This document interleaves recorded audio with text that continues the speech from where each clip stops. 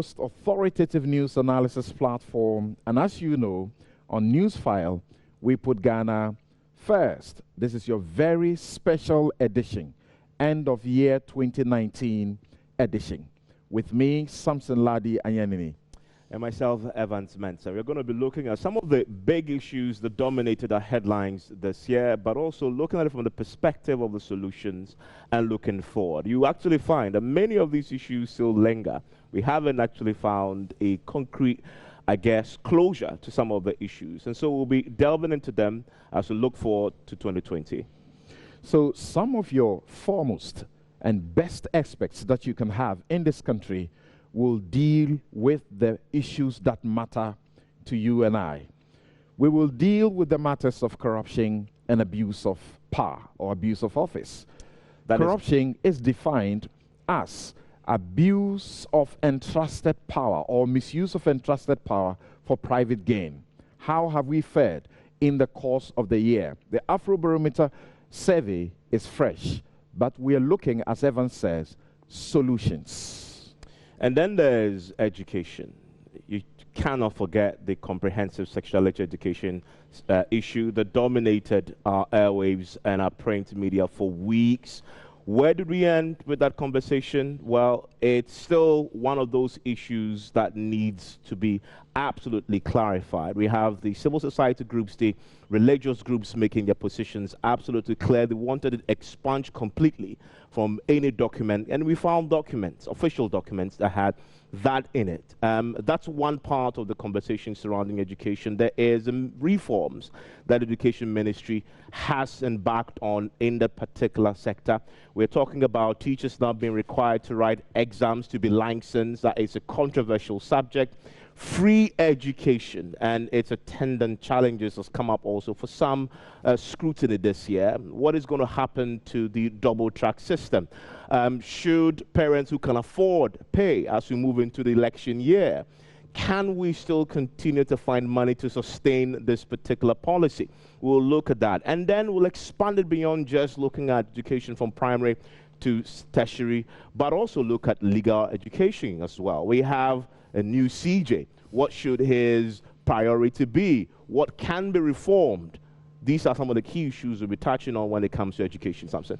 And of course, the financial sector cleanup led to 23 banks remaining out of the 30 plus that were standing.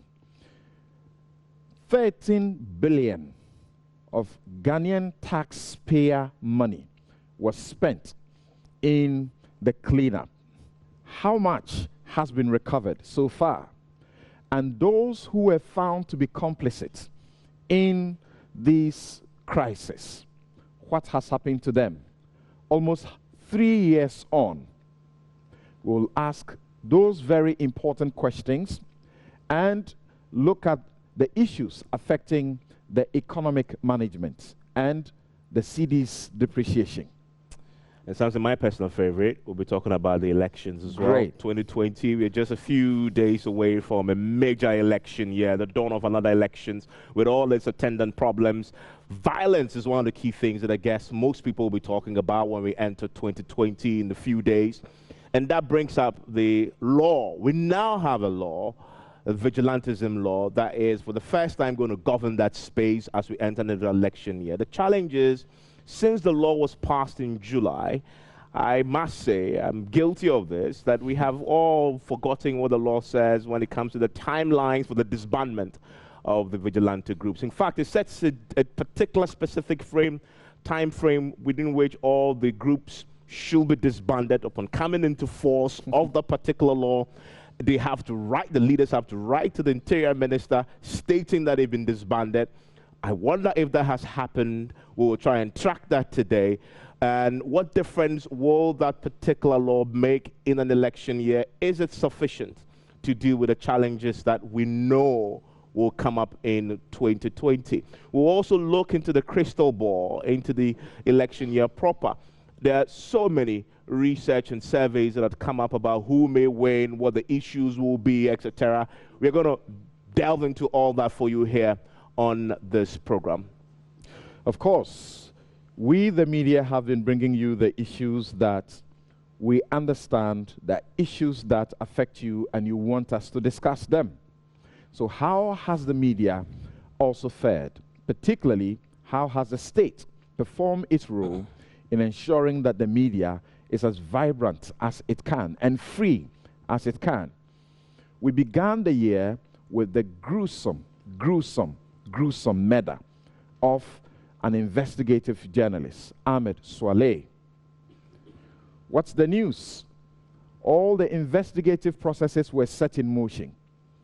Who has been found to have done what? And who is standing trial for what? But why is it that nobody perhaps is standing trial as of yet? Also, some media entities lost their licenses. So, as you know, Radio Gold, XYZ are off your radar.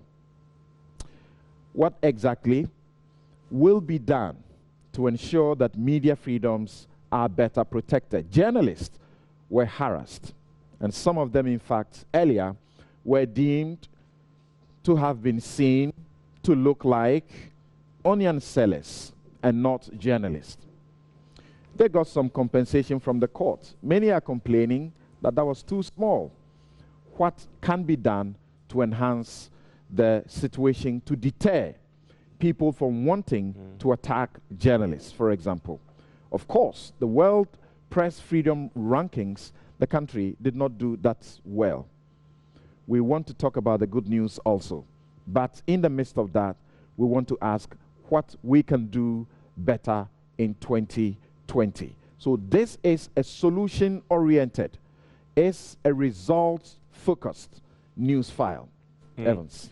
And so you want to stay with us, and as we have indicated in many promos you've heard, this is going to be an audience-driven conversation. And so at some point, I will move into the audience and will get you to ask your questions and participate in the things that are important to you. And so wherever you are this morning, you want to be part of this live audience, make your way here to the UPSA East Wing. You'll find, just follow the many JoyNews and Joy FM banners we put up to the auditorium and participate in the conversations. We will invite people to come in. Of course, there aren't too many seats available. So I suppose in the next hour or so, we will be shutting the doors to those who may want to come in again, because the auditorium is almost half full or more than half full. Yeah, and so make your way here and get participating, ask your questions. We'll bring in social media as well, those of you who are not able to be here physically, so you can also ask your questions. Great. In 2016, we had a similar special edition. I discovered something. I'm hopeful today we have corrected that, because a good number of you seated here have been invited. And we have special guests who have great ideas on the many fields that will engage. In 2016, this is what happened. The opposition completely took over the auditorium. And so they asked all the questions. And I discovered we're about 1 hour to close. And the NDC also began to come in their numbers. But it was too late. We'll take a break here and return to commence with the issue of corruption.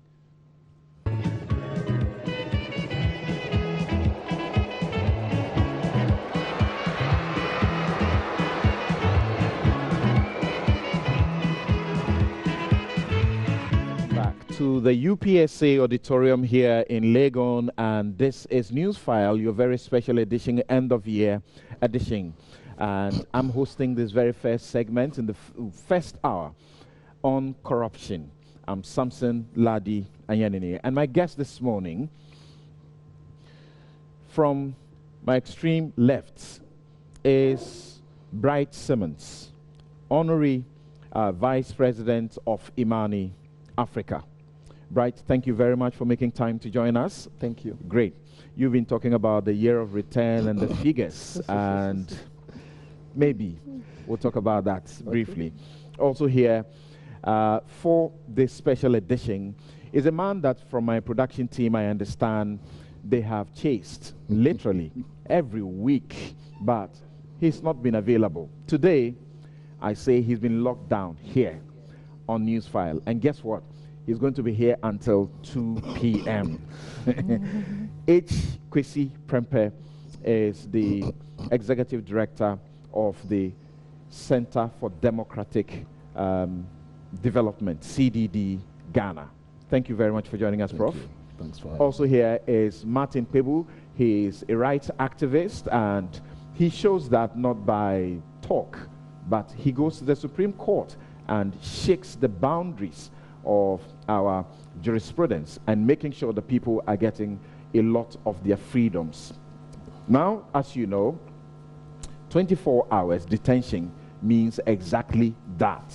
And the police do not have the opportunity to hold you, pick you up on a Thursday night or Friday night, keep you over the weekend, and perhaps there's a holiday or 2 holidays, and you continue to be there because there will not be a court. Now there will be courts on weekends. Martin, good morning and welcome to Newsfile. Good morning, Sam. Right. So for our audience here in the auditorium, as you know, the arrangement is that you have the opportunity to also ask questions. We have people, as I said earlier, who were specially invited here and also give you the opportunity to assist us with answering some of the questions. And as you know, it's a solution-focused news file today. I'll introduce some of our special guests who are seated right in the front row.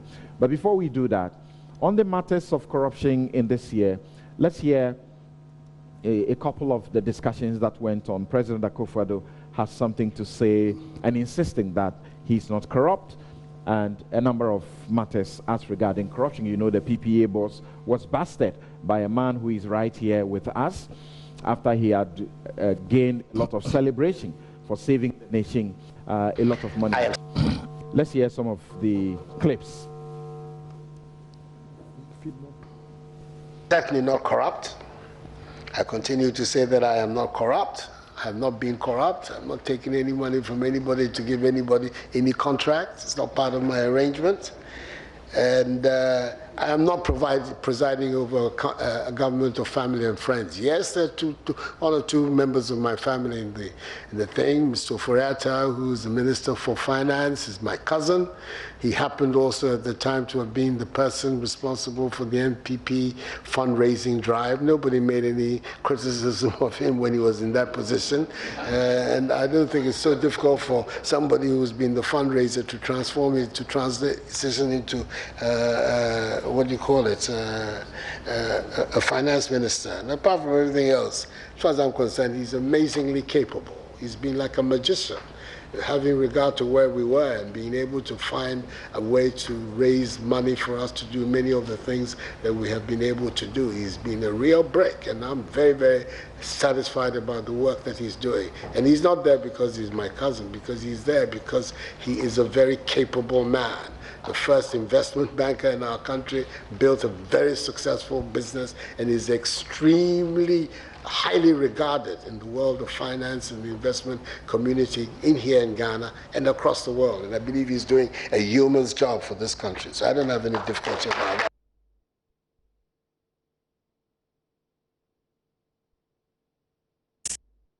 Several have still not yet disclosed their assets. And as audit question number 1 for 2019 audit, any institution we are going to audit, the first question I've asked my staff to ask is, have you declared your assets? Because from my point of view, it means you are occupying the office unconstitutionally. The Constitution provides that before you occupy the office, declare your assets and liabilities. Please, let's not limit it to assets. Many times we talk about assets. Assets are not dangerous. Liabilities are more dangerous. Can I explain?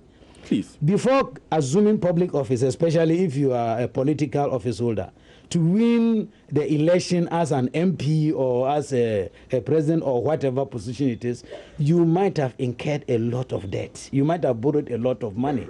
People will tell you how expensive it is to come into office. So if the guy or the gentleman is owing 100 million, and within 6 months, he pays off the 100 million cedis, you'll still be wearing one shirt. So you will not see that the guy has done anything. But if he spent 100 million cedis to buy assets, we will see it all over. You see the type of car he's driving, the house he's staying in, etc. So assets are not as dangerous as liabilities. The government of Ghana has elected to terminate the concession agreement with PDS Limited, which was a properly selected concessionaire for the private sector participation in the ECG turnaround program. In return, the US side has de-obligated to make available the outstanding $190 million in the entire $498 million compact. The Ghanaian and American sides regret that we could not find a mutually agreeable path to have concluded the utilization of the full $498 million. On the Ghana side, we are not able to compromise because we are advised, and we believe same to be true, that the concessionaire failed, as initially suspected, to meet a material and fundamental term of the concession agreement, which was to deliver and maintain valid payment securities for the transfer of assets. On the American side, though the insurers have indicated that they do not intend to stand by the purported guarantees, the view is that a termination is unwarranted and a restructuring will be more tolerable. As we have mentioned, the two sides were not able to agree on a common path to resolve this point. We have 25 persons involved in the last administration who are on trial for various acts of malfeasance, financial impropriety, corruption, etc., as we speak.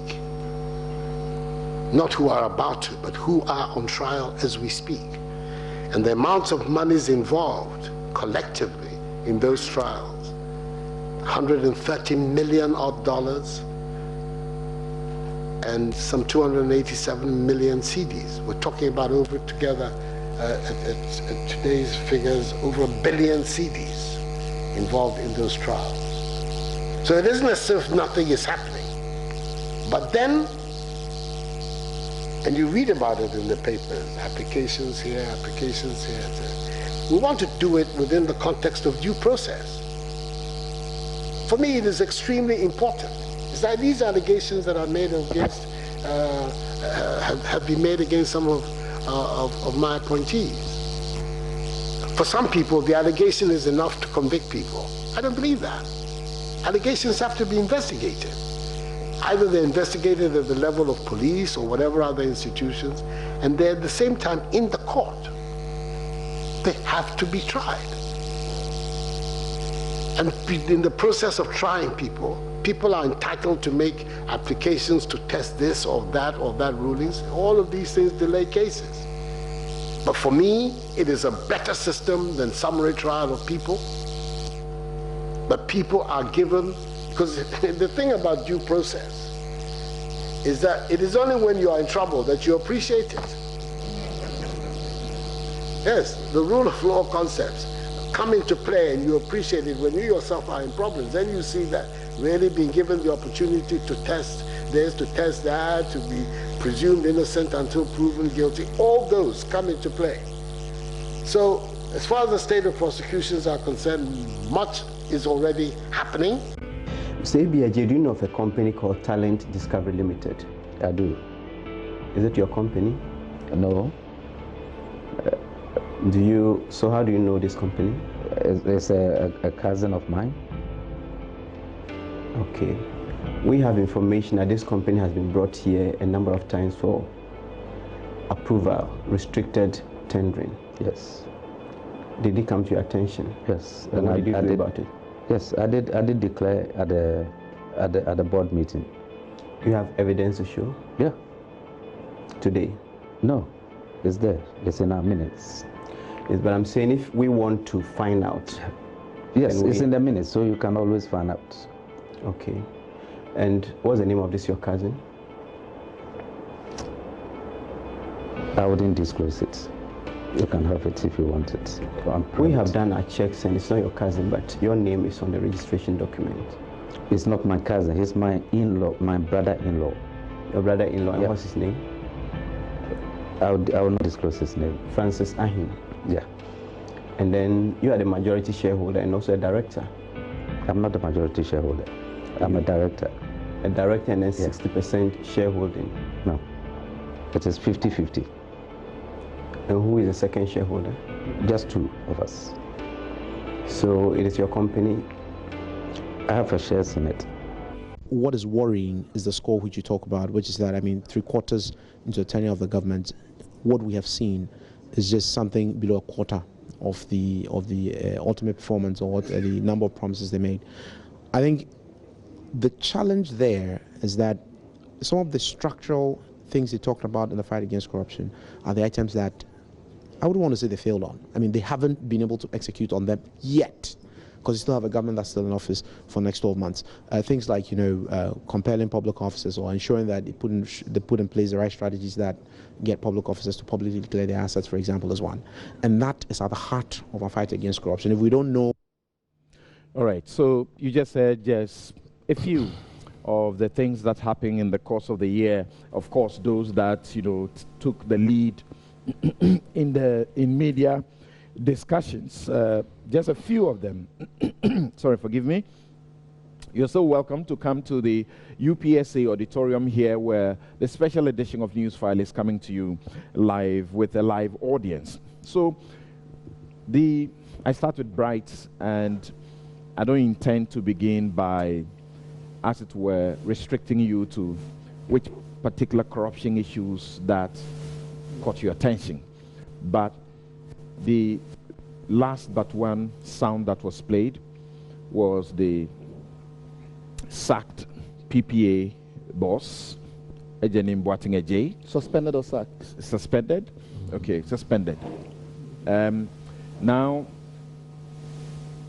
he had been celebrated before he was busted for saving the country through reviews of particularly sole source contracts and restricted contracts, procurement of some 2.73 billion Ghana cedis. Manasseh Azori has been chasing the evidence. It's still not in. But we know also that PDS became perhaps the biggest scandal, where our assets involving 22 billion was involved. What for you are the two corruption matters that came up that caught your attention, and how you would prefer that they had been dealt with? So, I mean, the use of the term corruption is loaded, it's fraught. Right. Because the way that the law currently defines it is very restrictive. I'm told it's bribery really. On the other hand, if we're talking about procurement abuse, procurement scandals, and the likes of those, I have been particularly struck by the way that Kelny GVG was handled. Why? Because I had the time and in some instances the resources to actually delve into the issue. Worse than that, we've had a situation where, rather than concede the clear and abject procurement abuses that were inherent in that particular endeavor, attempts continue to be made to sanctify the process by purporting to suggest that this program has had benefits. And so remind us, when you talk about Kelny GVG, what are we talking about? A few years ago, the government of Ghana decided that in order to procure the services of an entity to monitor revenues that accrue to the state from telecom activity. And the decision was made that this company will continue the tradition that we've been going on since 2009, thereabouts, of monitoring traffic volumes. Now, I have my policy differences over that whole logic. And I don't want to belabor those points because I've made them severally. But as far as the procurement itself was concerned, once again, they used a restricted tendering process, which means that the procurement authority or the tendering body invites companies that they perceive to be qualified. And then because the particular services or goods that are being procured are of a specialized nature, the assumption is that these approaches save time and resources. It makes no sense if you're looking to tender for a really specialized service to open up to the whole world and then spend more resources trying to sift through. Three issues arose. One is that the companies that they selected There is no way on earth that a truly sincere public officer interested in inviting the right companies to bid for something of this nature will have gone for them. Why? Because telecoms is a very regulated industry in Ghana. And we have regulations and regulatory and licensing procedures for almost every level that you can think about. So the National Communications Authority maintains a list of dozens of companies in this country operating at every level, every conceivable level, which means that it is transparent to the authorities which companies in these countries have capacity in which areas of telecoms. Right. Now, if you decide to invite a few companies, how can it be that companies that were invited, not a single one of them had licenses in those domains which were most germane? How is that possible? What mechanism can you use to shortlist and pre-qualify a group of companies except through the existing databases that are available to the state about the capacity of companies in a particular sector? Secondly, we did a thorough review, and I mean by we, I mean Imani, of the companies that were selected and the circumstances of those tenders. And it became apparent that in every instance, what you had was procurement rigging at its most blatant. There were the same lawyers involved representing multiple parties. There were instances where there were people on the committee who had actually worked for some of the companies that were putting in tenders. There were instances where companies had purported that they were representatives, local representatives and partners of international companies, and it was not the case. Complete mess.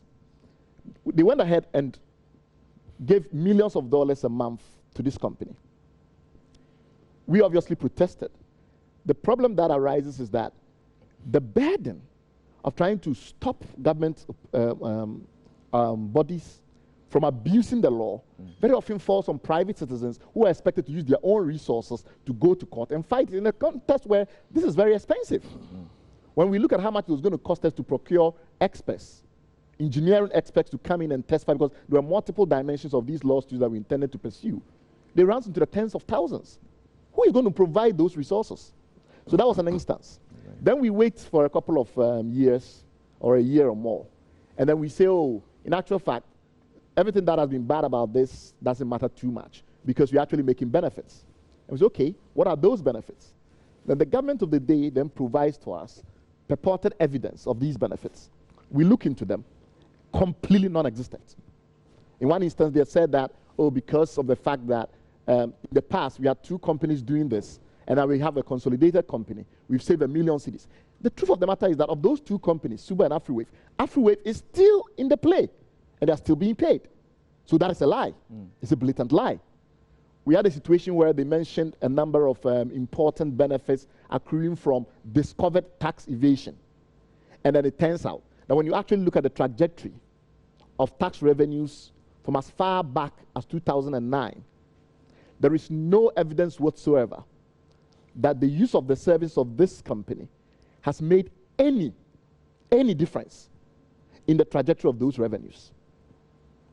Whether you look at it from a point of view of mean and variances or standard deviation or any of those typical approaches that you use to try and detect an effect, you don't find anything. So my view is that this was blatant, but the government continues to make the effort to justify it. And I think that is quite dangerous because then we are entering into the realm of impunity. Not only are we going to abuse the law, the spirit and the letter of the law, as much as we can, but there's nothing you can do about it. I think that is dangerous. So I will take KLGVG because I know so much more about it, as the one that, to me, has been extremely egregious. Well, why will a government or the state be interested in, sinking money that it could have saved into an enterprise like you're talking about, millions of dollars, where without them, in fact, from your analysis, we would be okay? Why would the government be interested in doing that? And so what lessons do we take going into 2020? So let me re-emphasize the very point you've made. There is no evidence from more than a decade of collecting data on telecom revenues that monitoring traffic volume in any capacity has made any difference in terms of the revenues we get. And the reason is very simple. The way that they currently rate the revenue is so complex that it's done by software.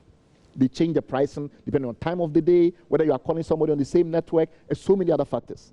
So regardless of what you do, because that software is internal within the telco system, they will have to provide you information of how much they charge. And because this is an ad valorem tax, you need that information to determine what is the percentage of the revenue that goes to the government. For that reason, regardless of what mechanism you implement, you're going to rely on the telco. So that's to re-emphasize that point. I believe that we've entered into what some people have now called, I think somebody on this very panel has used the phrase, a procurement economy. We've entered into a situation where decisions made about reforms and for fixing of problems that afflict this country are made on the basis of what are the procurement opportunities that are available to decision makers. I think that is where we are now, without a doubt.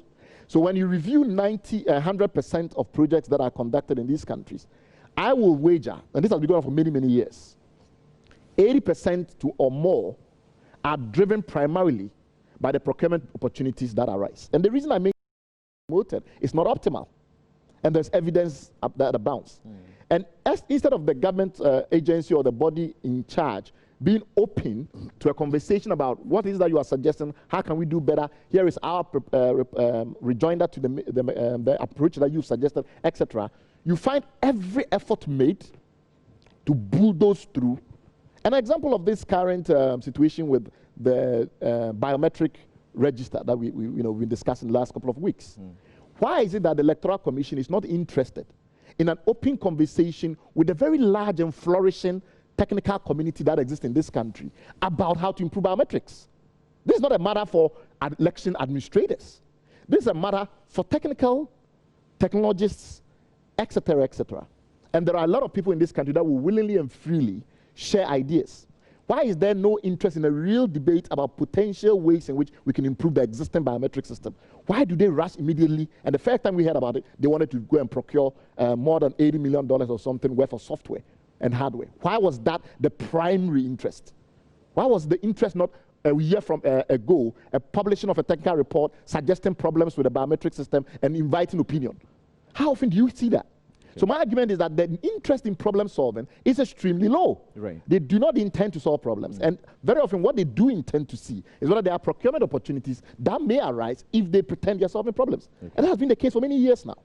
So transparency or the lack of it. Problem solving focus. Is a big problem for you. And how did you like how we dealt with the PDS scandal, so to speak? And when we talk about PDS, I like to put the figure forward, the 22 billion Ghana cedis of state assets involved. How do you... So there were decisions that were taken after an international competitive tendering had attracted really serious interest by organizations, particularly companies around the world that had capacity to deliver. Electricité de France, etc., all of them came in interested. The government of the day, as is entirely its right, decided that on public interest grounds, they will review the conditions and ensure that we had local majority in the concessionaire. Well, you can have policy difference around that. This is not a privatization process where you need to have majority owning in the assets. There is a concessionaire coming in to manage the asset. I really genuinely don't believe that having a majority local ownership in the concessionaire is that important, because they are just operators, they are managers. But the decision was taken that we needed local majority. From then on, everything completely degenerated. We know for a fact that once it was obvious that other companies were not interested, the companies that had clear manifest capacity were not interested, the government should have retendered with the new conditions now available. But the decision was taken to go forward. And somehow we had a default winner, which is this company in Manila. Now, then the decision was then made that even though it was evident that the company that had been selected, the consortium, was having difficulty raising money, some rules had to be relaxed for them. Some people have said that, changing from a bank guarantee to an insurance guarantee is just a matter of it's a cosmetic difference. It is not. It is not, because a bank guarantee also provides an insight into the credit worthiness of the person that is being evaluated. Why? Because a bank will not give you a guarantee unless they have a long-term relationship with you, or a significant enough relationship to determine your credit status. An insurance guarantee, on the other hand, is bought and sold. So my argument is that it's not just a matter of how the operational mechanics work, how you utilize it in the case of a default or the rest of it. It is what it tells you about the person that procured it or the entity that has procured it. So those decisions were clearly, in my view, not very sound. Then, when it was discovered that, well, the guarantee that had been procured through the retrocession system that was in place was not useful, I think the government at that stage was right to take the decision that it took. The problem is that there has been no review of the actions and the steps that led us to this debacle. Because at the present moment, not only was the $190-something million that was outstanding in that program, in the MCC program, not only was that threatened, also Ghana's participation in the regional power pool was threatened. Right. Some people might argue that we might lose about $1 billion. That's a lot of money to lose. And to say that there's been no review, no inquiry whatsoever is frightening. That would be my initial remarks. Great. So I return to you to ask what you expect to be done on these two issues that you've spoken about, on KELN and the PDS matter. You're so welcome to come in here. There are a few spaces left, and this is the UPSA auditorium here in Legon. And it's a live audience. You come and you have the opportunity to also ask questions. Now, to Professor H. Kwesi Prempeh, you just led in reflecting what Ghanaians think about corruption to all of us. Now we want to know what you have to say. That's you as H. Kwesi Prempeh, and not taking the views of the people and giving them to us. The people told you in the Afrobarometer report that 53% or more of them perceive that corruption is somewhat worsened. The fear for some who have analyzed that data is also that 6 in 10 Ghanaians are afraid to report corruption because of some form of retaliation against them. Your report indicates to us that in a matter of 2-3 years, when the government had enjoyed a high, it's now more than double, fell or falling. What for you are the 2 corruption-related matters that came up in the course of the year, and how would you have had them treated? Okay, so I think, again, just to borrow Bright's caveat at the beginning, which is that when you talk about this as corruption, right, the way we talk about it here forces you into a very tight legal frame where you will be asked all manner of questions. Where is the evidence? All of those kinds of things, right? So for some time now, we at CDD actually have argued that when we discuss these matters, it's probably more helpful in terms of looking at solutions, especially, to think of this as a value for money kind of conversation, right? And that where you do not see value for money, where government makes a decision that screams quite loudly that there is absolutely no value for money here, that should be enough to raise suspicions about motives, about why that deal was entered into. So I like the way Bright actually framed the issue, because if there is very little value for money at stake for us as a people in a particular transaction, that should lead you to suspect that the transaction was had for reasons other than the public interest. Right. Right? And on that score, I have actually been, and I've been on record when it happened, quite unhappy about PDS from a value for money perspective, actually. And unlike others who can be easily dismissive, what is $190 million, and of course, Bright has said that actually what's at stake is substantially more than $190 million. Right.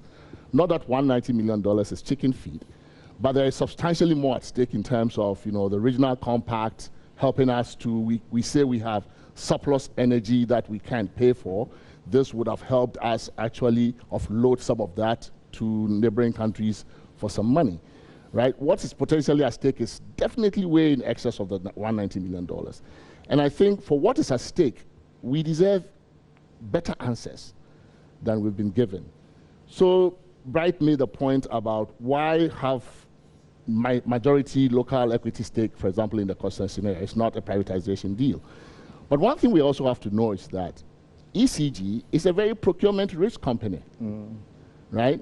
So it's probably not so much about equity. It's about control. It's about controlling the manager and controlling the operator who gets to award contracts and the like. So it's a very procurement-rich entity. And I think that goes back to his point about how we're running a number of things, getting into a number of transactions just to milk them for the procurement opportunities they provide. So for me, given what's at stake for us as a country, I am not still convinced about how we handled the PDS stuff. And sovereignty is not sufficient for me at all. Nobody gets fed on that in this place. So I am not one who would say, yeah, we walked away from it. What's $190 million? The Americans can go with their money. No. That we deserve better answers than that. And if indeed the PDS guys were in breach of some contractual obligations, and they've cost us this much money, what's the recourse? Why aren't we going after them for some recourse? I mean, if indeed they breached the contract that we had with them, whether they lied to us or in some other way, they breached the contract, and it has cost us this amount of money, $190 million explicitly, and then potentially more, why aren't we going after them? So I think in some of these conversations, the way we cloud the issues by bringing in matters of economic nationalism and sovereignty and stuff like that, it's not for me a good way to get to the truth. So again, I also would want to see a lot more put on the table. And I think one of the other things I didn't like about how that whole story unfolded is the way in which we all became just spectators, right? Relying on just one-sided information from an interested party, right? What happened to the media? Why weren't we able to go behind the curtain to actually, figure out what was going on? There was so much in the rumor mill in this small town, but we're all playing ostrich, as if we didn't really know or we had not heard anything. And that actually disturbs me about the way in which is of course, is also borne out by this whole Afrobarometer finding that 60% of people are afraid to report corruption if they know it. And you can tell, because a lot of stuff is in the grapevine. We hear it, you journalists hear it, we all hear it, but it's never discussed. And we then wait for the government, who is allegedly complicit in the same, in these kinds of transactions, to give us their story. And then we buy that, and that's the end of story. So I think I would have expected to see a lot more on that, on the other side of the balance sheet. Show us why we should be walking away from $190 million on the table and potentially $1 billion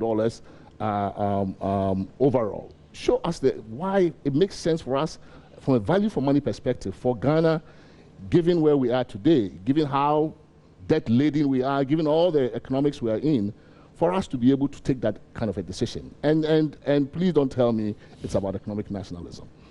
The other issue, I think, is the procurement authority issue. Right. There, again, here we are. When you make allegations of corruption in this country, it's usually, where is the evidence? I find that a very clever way of avoiding engagement with the issue, not because evidence doesn't matter, but corruption is the kind of thing that happens when it does. It does not happen in the open. Anti-corruption campaigners and investigative journalists are not invited in the room to observe it. So obviously the participants in the deal know that those who complain about it are unlikely to have the evidence, right? The smoking gun to prove the thing. So what was interesting about this, though, was that here you have an investigative journalist using his resources to go out and figure out, using the tools of his trade, to figure out what exactly had happened here. So it was played for all of us to observe. I think, in the process, we learned a number of things. You know, how the very idea of conflict of interest is so, trivialized in this society. And, you cannot really deal with corruption by using the same traditional one tool in the toolkit, which is prosecution and going to court. We have used only that one tool since the Fourth Republic began. And if you were going by that tool alone, prosecution and judicializing the process, you would think there was no corruption in this country at all, because in fact, that tool has yielded very little fruit. We have probably not convicted more than a handful of people of corruption since the Fourth Republic. And yet we know that is not the full measure of the scale of corruption. So for me, things like prosecution, judicialization of the process, not that they don't matter, but they come too late at the back end of the transaction that sometimes they do not yield a lot of fruit. So what PPA told me is that we really need a lot more tools in the toolkit. Comprehensive conflict of interest rules with appropriate sanctions, right? So from the clip, initially the guy says, oh, it's my cousin. As if it's not a big deal, right? It's your cousin. And your cousin, assuming that it was even your cousin, then it changes to my brother-in-law, assuming that you didn't even own any part of the entity. Those are conflict of interest situations. Right. That should matter. But he said, oh, and I declared it to the board. And then later the board comes, oh, yeah, there was some declaration. Trivialized. It's almost like a check the box thing. Just follow the routine, check the box. You can't fight corruption in any serious way with that kind of approach to conflicts of interest. And to be really effective, anti-corruption fight must also take account of the sociology of this place, of our society, where familiar relationships really influence a lot of decisions. We are a very close-knit, kin-related kind of society, right? So we must take things like conflict of interest seriously, otherwise we're not going to get at these kinds of relational situations that lead us into all kinds of corruption. Okay. So I really think that the handling of that, so far it's not been resolved, but I'm looking for, I'm hopeful that it will be resolved in a manner that actually protects the public purse again. The OSP is pursuing it, and also Shraj has a petition to deal with in that regard. I'm hoping that it would lead to something, but again, let me repeat that, not that I don't like law enforcement, prosecution, judicialization kinds of processes. I think we need more on the preventative side. Right. We need to put a lot more into conflict of interest rules that prohibit certain kinds of transactions from happening at all, not just declare them. So tied to that, I would invite you to briefly make a comment as to what you expect from duty bearers, from those who have the power to take actions, including sanctions, even before a matter gets to court, and whether you are happy or you are disappointed about the manner in which, for example, the president has exercised that authority so far. Let's watch this briefly, and I'll tie it in with the PPA issue. He took us to meet Charles Bissue. Mr. Charles Bissue is secretary to the Interministerial Committee on Illegal Mining. We told Bissue our excavators were already on site working, and we needed him to work on the documents while we were still mining. He took our documents and called for it to be fast-tracked for us.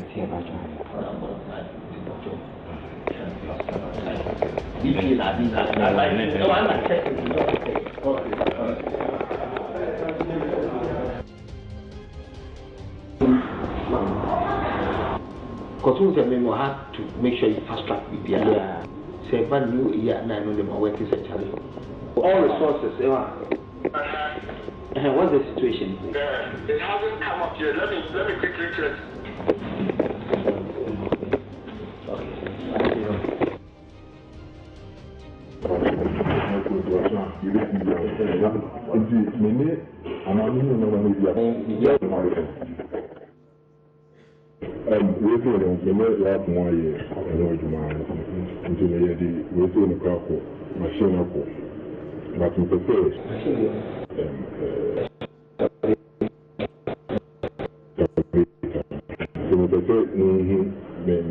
I everything. One hour you make up everything in the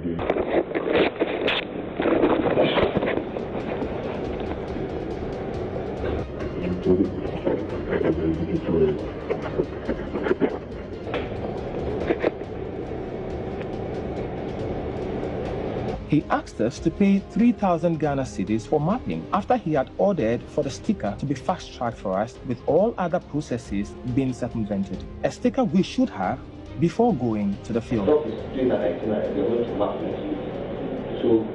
I'll speak to Doc, but tell Doc, give the name to Doc. As I said, they should add it to it, so they do their hair. And then they'll pay the 3,000 for mapping. Okay, we want 3,000 for mapping. So let him do that now, and then give that to Doc. Doc will call me, and then the mapping team will go there. And then let's train to apply, not apply for EPA. Right. The EPA, Doc there. Okay. So I think Doctor is coming back. Ralph, now now. And I think it's almost through. So I'll bet she have for mapping. Mapping is mapping is one for and which countries here. Mapping to non-connect. Now for the definition, non-fair EP, infrastructure man. He was I will be there. Limited time also. So you can go back in mind. I'm a sticker the video. I'm a sticker. Okay. See, let's talk to now today. I'll call now. I'll make sure okay. I think the normal accountants for you. Okay. Gentlemen, do I have? Obi wa have no son child, yes? Oba, ebe why you need to have an action or I'm a mistake and after EP fast fast track because why you know I could get 2 months so you know okay, sorry child.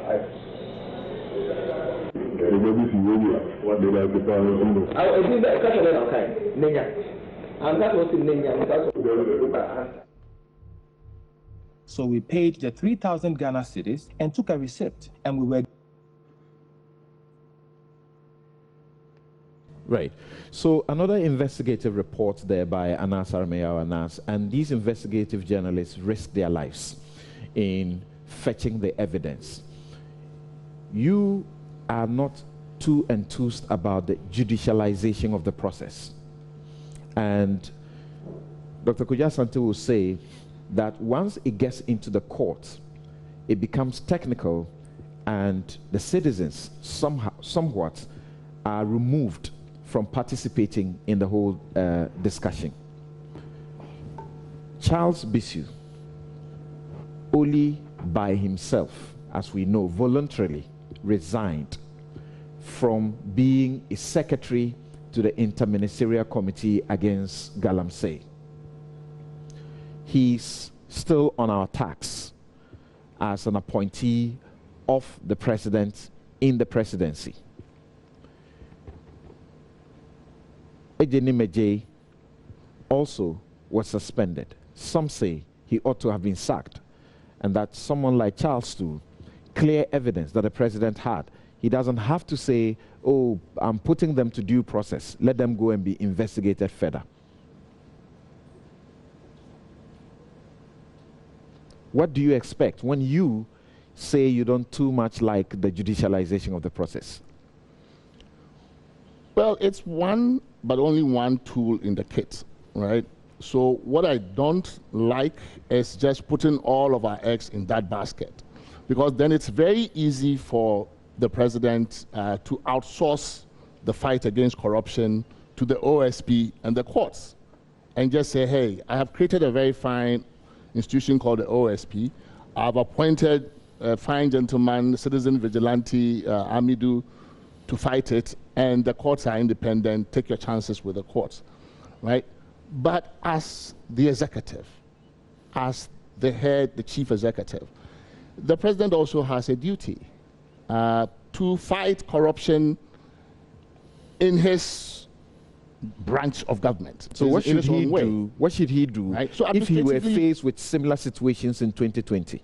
If he were faced with similar situation in 2020 in terms of where investigative journalists brought what you would say, I mean, this is this would be smoking gun evidence. So there's no difficulty there for me at all. I mean, you sack the person, right? Because after all, you did indicate when you came into office that, look, if you're looking for personal profit, my government is not the place for you. All right. You go to the private sector. Okay. You signaled to your appointees that this is not the place to come to make money. Right. If you want to make money, take your chances with the private sector. So you lay the ground rule from the beginning. Right. And so if it comes to applying it, you can just make reference to what you said from the beginning. And for me, this is a fairly easy case. Okay. You just dispense with them and then leave it for the investigative bodies to follow through with their action. So there is something you can do administratively first, without prejudicing anything. I mean, you just say, look, the evidence I've seen is for me sufficient. Okay. I do not like this kind of conduct, and you do not belong in my government. Right. And then the investigative agencies can then deal with it. Thank you. Because when you don't do that, is one of the other things that we do not have a very independent investigative system in this country. The police, unlike the judiciary, the police are actually subsumed within the executive branch. Right? So they take signals. Okay. They look at signals from the executive. Right. And if you have not sanctioned an appointee who has been caught on tape or who has been found with some credible evidence to have engaged in an act of corruption, if the agencies do not see you sanction that person, they are not on their own going to go after that person. Okay. They live in this culture. Thank you. They read the signals. All right. So, Martin Pebu, here we have an Afrobarometer survey results. And they have been very consistent, and I repeat that, since 1999. They say that citizens interfacing with civil or public service, whilst they pay the proverbial brown envelope, among others, the brown envelope is not often something you decide to do as a gift. Sometimes it is demanded upfront. Right. We know teachers who have been employed and have served upwards of 3 years, and their salaries have not been paid cumulatively. And they have told us the stories about how people within the controller and accountant general approach them and make them offers.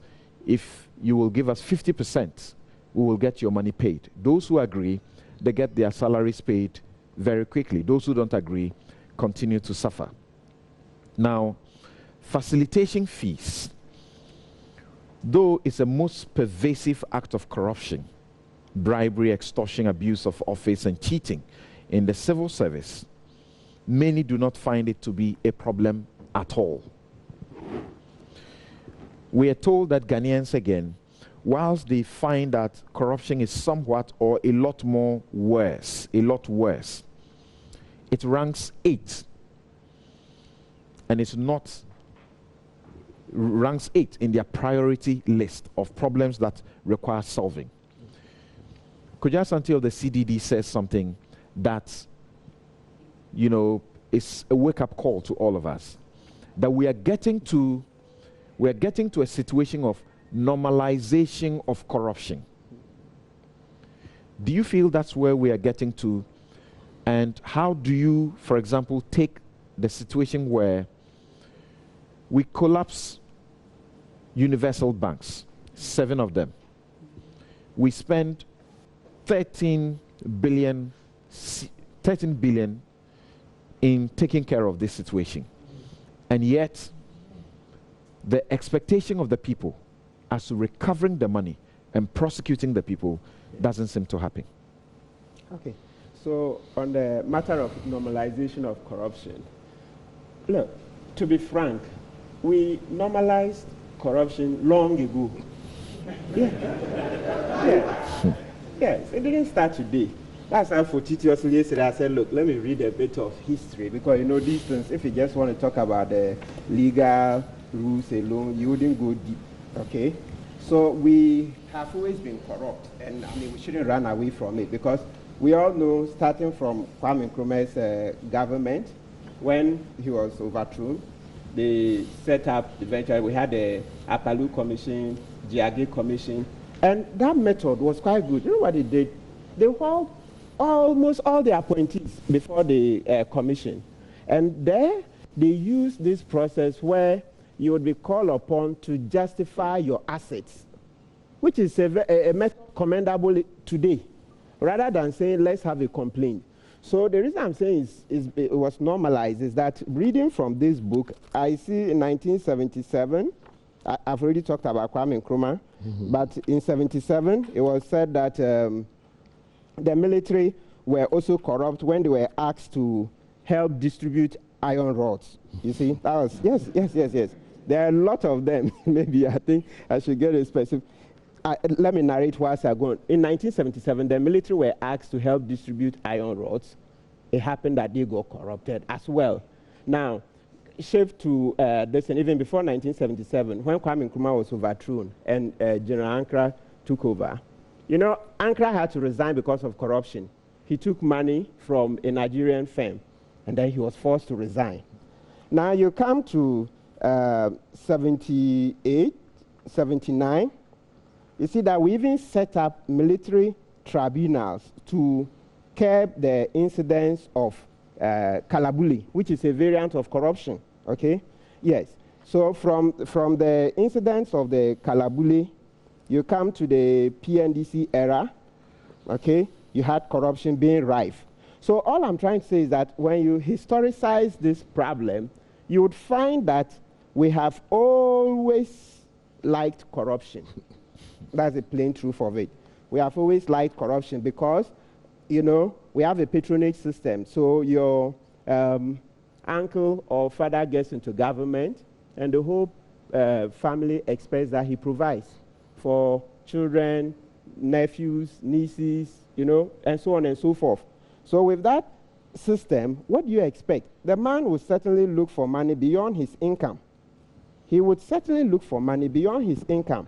And apart from that, you know, under the PNDC regime, as a result of this evil being so endemic in our society, they set up the People's Defense Committees, Workers' Defense Committees, and then also we had the National Defense Committee to coordinate their activities. They also got corrupted. You say it? Yes, so let's read, yes, this portion. Obeda Samuel's book, The Political History of Ghana, 1950 to 2013, The Experience of a Nonconformist. So here, he says, this was a tall order, talking about a PNDC, and the chips were not in the hands of the PNDC only. First, its immediate concern, as in the period of the AFRC, was to check social abuses that compounded the situation, such as hoarding, selling above the controlled prices, bribery, and corruption. This, the soldiers and the police pursued with zeal, rather worsening the problem and corrupting some of them in the process. It also led to severe abuses of human rights. The PDCs and WDCs, without authority, also joined the security services in the policing exercise, compounding the abuses. Okay, then you go on and on. So basically, as I'm saying, if you look at it in our history, we've always enjoyed it. And so this is not a normalization, we just... So if your lifestyle does not support your earnings... Excellent, that's it. You should be pursued. Yes, okay. So we'll have a commission of inquiry in the style of the Giage Commission. Yes, you go through, you see, oh, and not everybody was guilty. Of course, I like this one. I read the one about Professor Ecor Daniels, the former dean of the law faculty.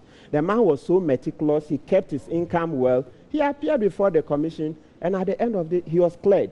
But so many people were found liable, you see. So but what you are referring to, yes, whilst it's a very important tool, effective tool in checking corruption, yes, that if your lifestyle does not support your earnings, citizens should be able to blow the whistle by making a report to SHRAJ. Yes.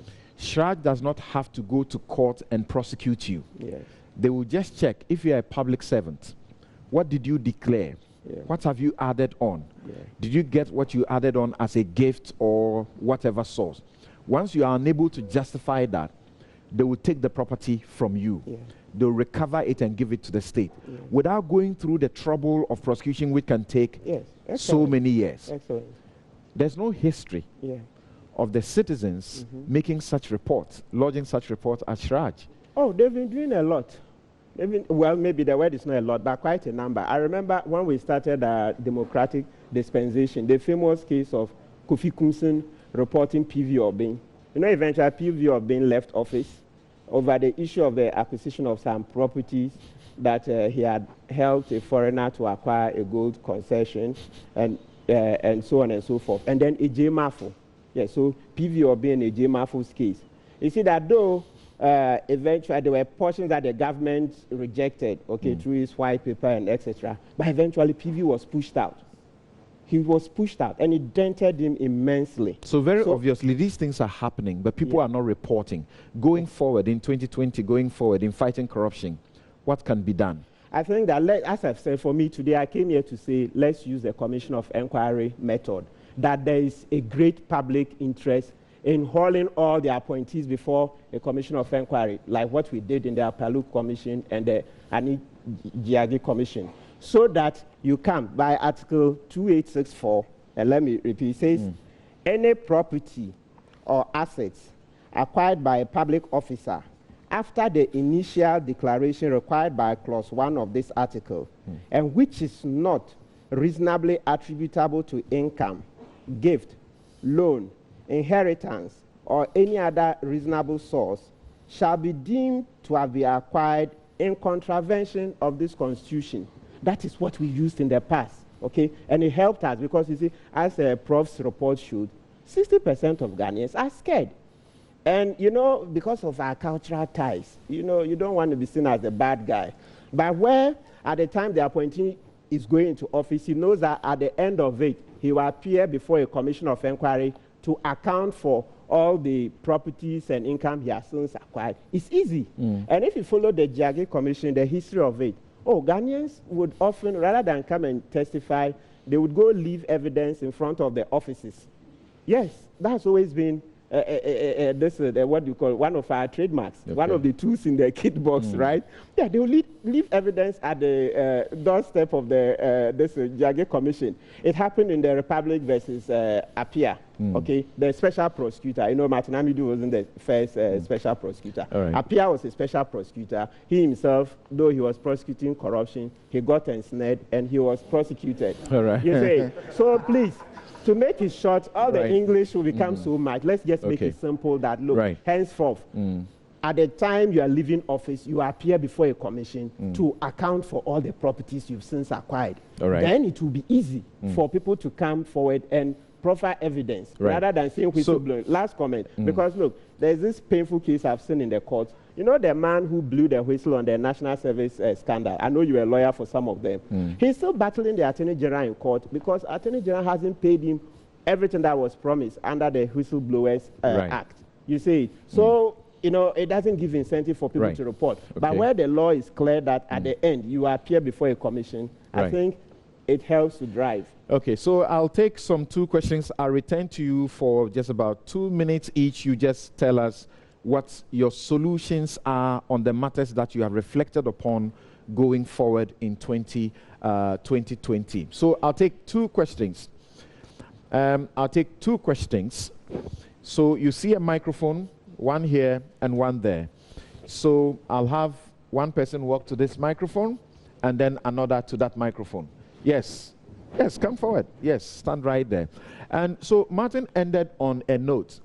At a point where people were dropping the evidence of corruption clandestinely, afraid of being victimized if they reported or harassed if they reported.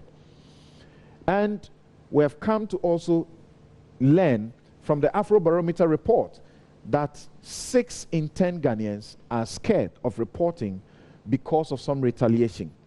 But because of the experience he narrates, In 2006, we passed the Whistleblowers Act, and the Whistleblowers Law provides protection, including state security. You will get state security, and against harassment, victimization, etc. in the workplace. So 2020, maybe a lot more has to be done about that. Let's have the questioning. Introduce yourself quickly, and let's have your question. Okay, thank you very much. My name is Obin Daniel, activist. I watched the video, 2 videos here, which had to do with corruption. We are all fighting corruption. However, we must be cautious of how we present something. One of them, quite convincing, you can see the person speaking and making proclamation of something that you can attest to it. One is something somebody is rather running commentary. How are you going to convince me? How is Joy FM or JoyNews going to convince me to believe something that somebody is rather running commentary on it?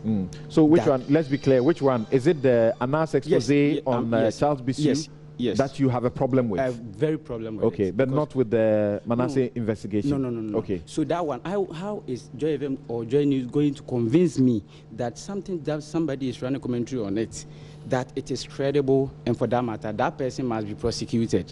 Because we are dealing with... It's a question you throw to our guests, not JoyNews. It's Anas's investigations. Okay, thank you. Thank you very much. Let's have Manasseh Azuriawene ask your question. Okay, my question has to do with asset declaration, and he spoke about it extensively, the panel. I watched the vetting of His Lordship, Justice Enini Yeboah. And as I sit here, if the President of Ghana goes ahead to swear him in, can we ever hold any other person responsible if they don't declare their assets? What's the basis of that question? Well, there was a question as to whether he declared his assets when he was a High Court judge. He said no. Court of Appeals judge, he said no. And even with the Supreme Court judge, Muntaka brought Act 550. And I'm not a lawyer, but if you listen to the Chief Justice to Be's response, I read somewhere that a certain man called Lord Denning said, law is an embodiment of common sense. For me, it does not fit or pass that common sense test. So this is why I want to know that... He said when he got to the Supreme Court, C.J. Wood, Chief Justice Wood, asked them to declare, and so he declared at that point. You are disappointed at that? Honorable Muntaka spoke and that he also declared before he went for the vetting. Yes, he asked about the 4 years. Right. The 4 years, that's the response I wasn't very convinced with. And even with a non-declaration as a High Court judge and a Court of Appeals judge, should they go ahead and swear him in? Can we as a nation ever have the moral courage to hold any other person responsible? Thank you very much. We'll take 2 more questions, but hold on, hold your horses, and let me come to my guest. Martin, maybe you should deal with the question that was asked earlier. Do you have any problems with the Anas investigations as regard the Galamsey expose that he did? No. Well, I hope it's not biased, but no, because when it first came, I listened closely, and then followed up the CID's investigations and everything. So sometimes, as I say, I cannot rule out implicit bias, or let's say unconscious bias, maybe because of the work Anas does, So on this one, I really don't have challenges with it. It was voiced over because naturally you couldn't have heard everything, And so far, I don't think it's been Mr. Bissou's problem that what was voiced over is false.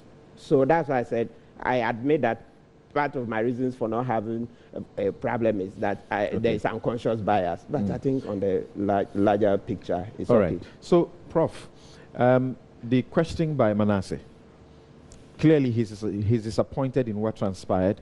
He's disappointed that the CJ nominee was approved by Parliament on the basis of his responses to the asset declaration question.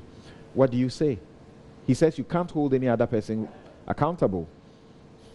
I mean, I think it's the asset declaration regime that we currently have is, for many of us, almost a toothless bulldog, right? So it's such a minimum standard. You declare, it's sealed, the public doesn't have access to it, can't come with evidence to challenge what you've declared to own and to owe and all of that. So it's a pretty, really minimal standard. Not, for me, sufficient as part of the toolkit in the fight against corruption. So you would expect, at the minimum, that a public official of that stature, assuming that very elevated position, would at least comply. Basic. And normally this is stuff that you would tease out of a nominee from the executive side. If you intend to nominate a person, among the things you do in a due diligence test is you call them in and run them through a battery of questions. Have you declared your asset? Did you do this? Did you do that? So this is not something that even Parliament, it should get to Parliament. I think the question is, if this was not as important to the parliamentarians, why did they, expose him to that in the vetting to the whole world? Well, I think, which is why I'm saying it's important enough, right? It's important enough that it should have been the task of the executive to do that behind closed doors before putting the nominee up, right, to be exposed in that way. So that if they were not satisfied that, look, if you're going to be CJ, at the minimum, you shouldn't depend on your colleague CJ or the CJ that you worked with to tell you to comply with a legal requirement. He suggested the petition was already out, though. The petition was already public. The petition about him not having declared his assets was already public. Right, but what I'm saying is that he had been put, because the executive had put him up for nomination. Manasseh is suggesting the president should not approve him. Well, maybe you shouldn't have nominated him in the first place, right? I mean, what I'm saying is that they could have done that due diligence before putting him up. Because once you exposed them to this, it meant that either you didn't ask those questions when you were nominating him. I don't know what then you asked them. All right. Did you should have at least so asked, going forward into 2020, you must be excited because of the bad nature of the asset declaration regime. You must be excited that we are going to improve it, according to the Attorney General, to have the asset declared, first verified, and then second publicized. Absolutely. Thank you. At the very least, that's what we should do. And at the minimum, I mean, there's still a debate about the scope of the declaration, right?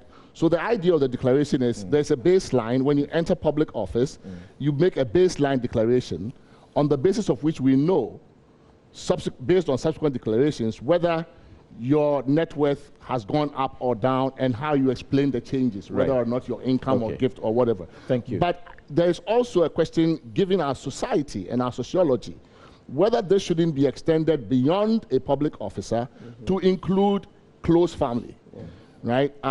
There's a big debate, and that's where people raise issues about privacy. But in other jurisdictions, including in South Africa, that is done. There's a hybrid way of doing it where the public officer's own declaration is public, but say the spouse and other family who are also subject to declaration on account of the public officers are kept confidential until it's necessary to reveal them. So there's a midway we can sort that problem out. But I think absolutely we have to do something about the asset declaration regime. Thank you very much. Now, in 2 minutes, looking into 2020, how can we do better the issues that you have concerns with?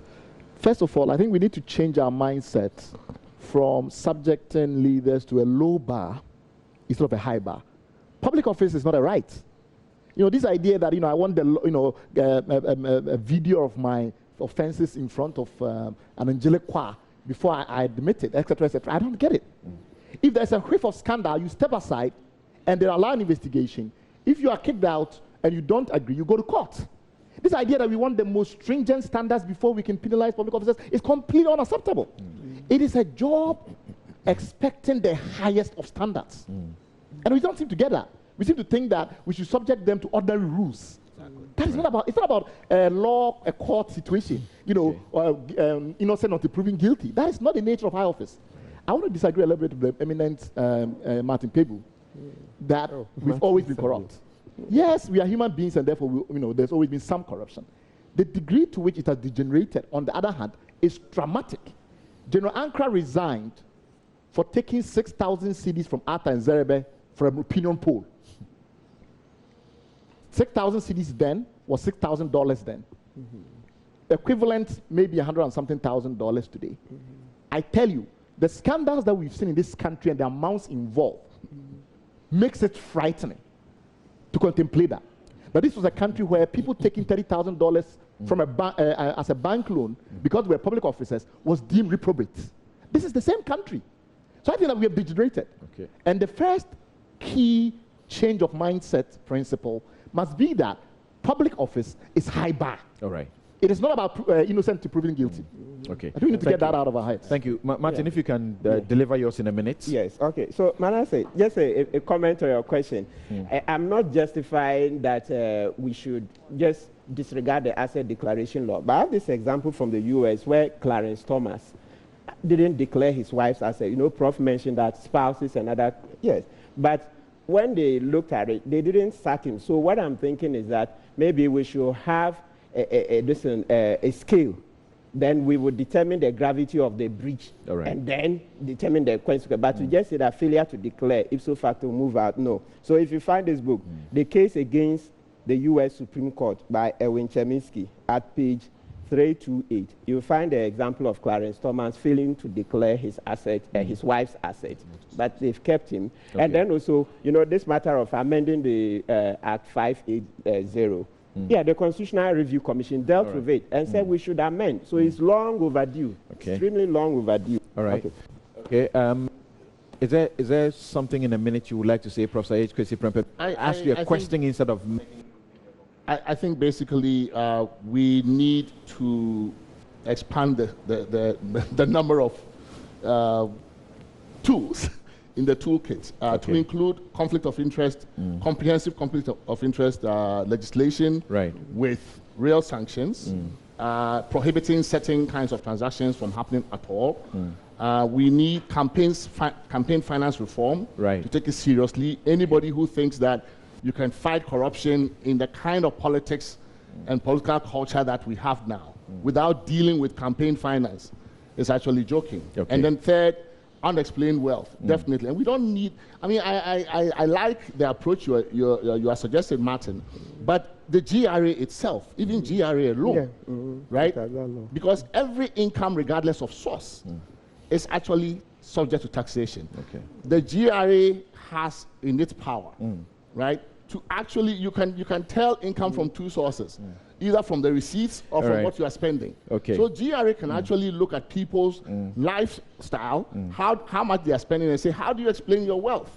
That's how Al Capone, you know, and other mafia people are caught in the US. It's the IRS that does job, right? So we can do that here. We don't need to set up a new system.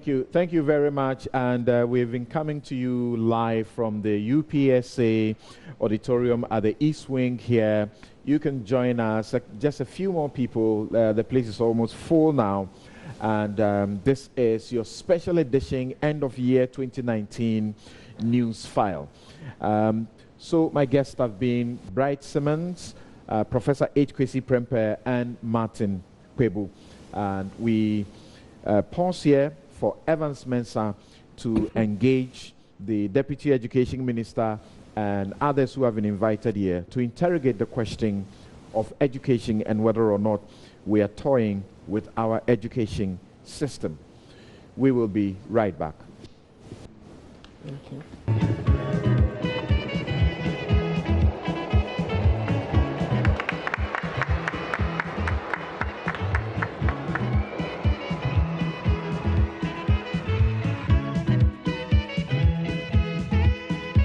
Also live on Newsfile. It's on Joy 99.7 FM. It's also on the Joy News channel.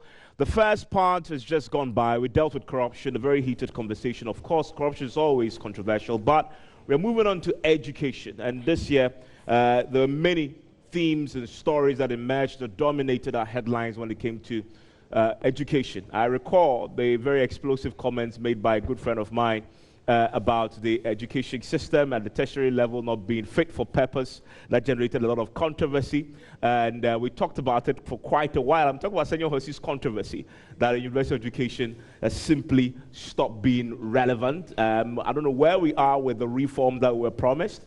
And then we also heard about CSC, etc. But listen, I'm going to get my panelists to tell me what their own key education stories are, and then we'll flow from there. My panelists are Bright Simmons. You heard him. He was part of the corruption conversation. I don't envy him because he's almost part of every single bit of topic we're going to have today. Bright? Thank you. Thank you very much for staying with us. Kofi Abochi is the past Dean, Gimpa Law School, and partner, Access Legal Solicitors. And Kofi, this past week, the Chief Justice nominee mentioned your name as one of those people who he sat in conclave with to try and, fix the legal education. You didn't tell me that before, but now we know. And so when it comes to that, I'm going to expect a lot from you. The Chief Justice himself has laid the burden at your doorstep. Samuel Kujota Blackwell is also here with us, ladies and gentlemen. He is MP Nortong. Hello, Sami. Hi, Evans. How are you doing? I'm good. And Merry Christmas to you in the belated sense, but also Happy New Year as we look forward. Many and definitely, Dr. Ya Osei Duchum is a Deputy Education Minister. Doc, I just say.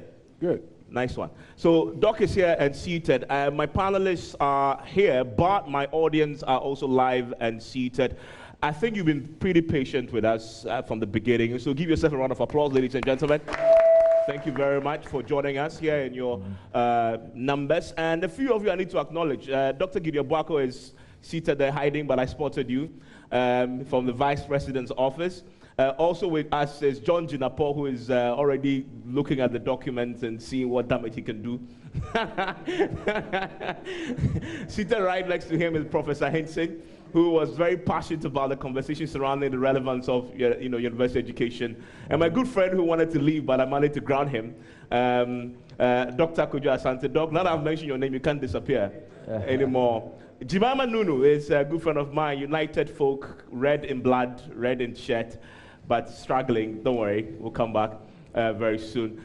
Joe Jackson is here from Dallas Finance as well. Joe, thank you for staying with us. Samuel, let me start with you. What were your key big education stories this past year? Well, thank you, Evans, for having me, and season's greetings to you, to the panel, and to our distinguished audience. There are a number of issues that come up. What we in the NDC have described the poor implementation of free SHS, which with its attendant double-track system, which clearly has a debilitating effect on quality. It's a matter of concern to us, and our flag bearer has been clear that he will abolish double-track if given the opportunity with a return of the NDC. So free SHS and attendant problems. Yes, the attendant problems. Okay. Which one? Number two, the new education reform. You see, we took the view when we were in power that Ghana has gone through too many educational reforms, from the 1821 edition by the colonialists to the 1961 reform by Commerce as a Related Development Program, the 1966 educational reform, 1974 educational reform, the 1987 educational reform, Jobo-led educational reform. Then you had the PNDC educational reform under the Vice Lieutenant Jerry John Rawlings. Then the last one being the 2007 Anamwa Mensa education reform, which President Kufuor started implementing in 2008 with the new Education Act 778. We held a view when we were in power that enough of all the reforms and the ups and downs and all of that. Let there be stability, and let's rather focus on the contents of quality. You have a situation where you have, at the time, more than 4,000 schools under trees. You had the textbook to people ratio, one textbook being shared by 3 peoples. If you look at the MS data, the most authoritative data source on education we'll come in to Ghana. The details shortly, but just touch on. So we were wondering why there ought to be a new educational reform specifically, which has been spearheaded now, and more than a year after that, no textbooks. We are back to the same issue of the ingredients of quality. Okay. Quality teachers, trained professionals who are motivated, labs, textbooks, the TLMs, and all of those things that are not being delivered.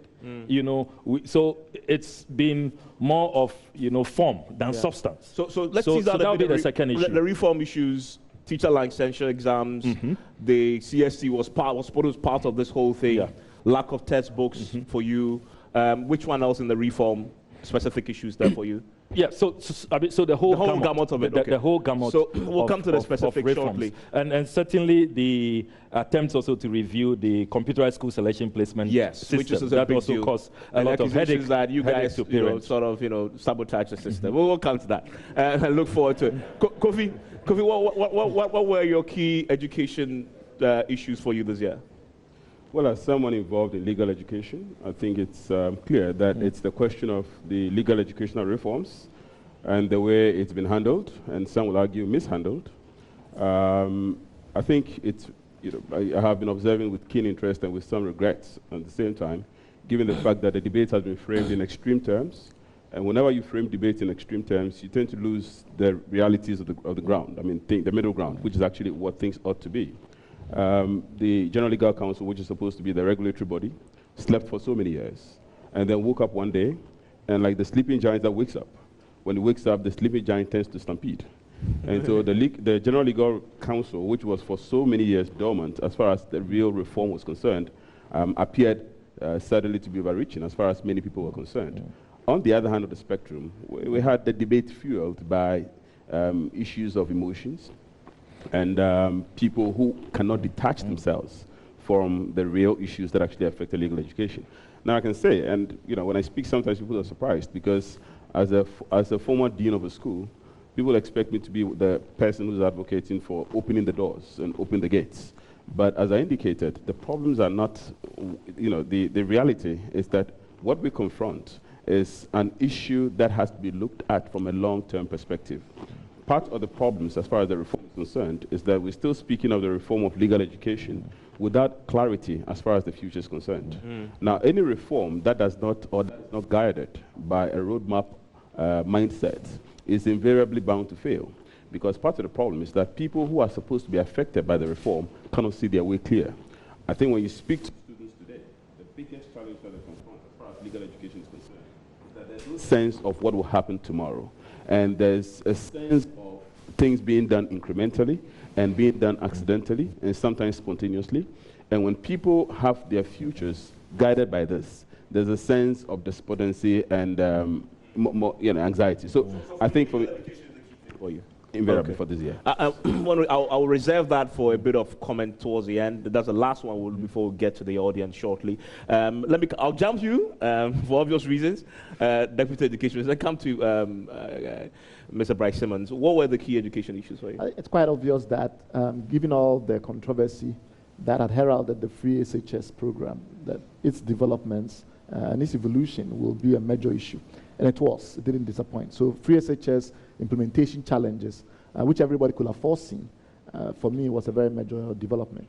Given that I also have an interest in technology, I was very interested in following the computer selection placement problems that arose. So those two will be my key. So you aligned on that. And so let me come to the details now with the deputy. I think they've given you a sense of where they are. No, he's fired a warning shot. He has, and that is why I'm starting with you to start. I'm going to come back to him to get into detail. I don't get it. It was warning shot, but the hail of bullets will come very soon. And it was all over the place. So let's go there. Because you see, I think we've done some great things in this country. And if I was sitting at home, I would lament for this country, but we need not do that. Let's look at the bright spots and say that these were challenges, and we can together fight those challenges and overcome them and create a beautiful country. So as I hear my brother lamenting and talking about all the negatives, I think that's what we hear all the time, a number of times when we lament about situation, and then we lambast our leaders. I call it double L, and then we all go to sleep after some time. So how are we fixing the challenges? So let me tell you this. When you look at education, and I'm glad I saw the theme that you gave in terms of Ghana's global competitiveness. If you look at the challenges of education in this country within a global competitive framework, you'll be able to recommend some solutions and be able to confront them and solve them.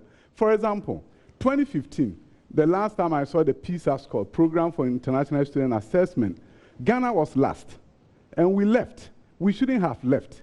We should have gotten around it and began to question ourselves, why are students not thinking critically? And why are we assessed poorly in reading, mathematics, and science? Vietnam did not quit, and Vietnam now is one of the country that is scoring very high on PISA. We quit and said that we are the last, therefore forget about your exams. We are going back in 2021. And we have developed a curriculum that will respond to the challenges of PISA. What is PISA? The Program for International Student Assessment. For once, it's an international assessment, of Christmas. International assessment that enables you to know how critically your students are thinking. In fact, Friedman, economists, have said that if students in a generation, if they score proficient on 420 score, if they get 420, which is a proficient score, during their lifetime, the GDP of their countries will grow 33 times. Let's say to grow 5 times. It's a great opportunity. But we went in there and we stopped. Let me tell you, when you look at somebody who knows a bit about education, when you look at the education system and talk about issue of access, issue of quality and relevance, these are the 3 things you have to take a look at. Now, in the issue of access, EdKeep did a fantastic job. We were able to assess ourselves. Primary and junior high, we are doing fantastically well. But in 2009, the gross secondary enrollment ratio was 36.1% when the NDC took over.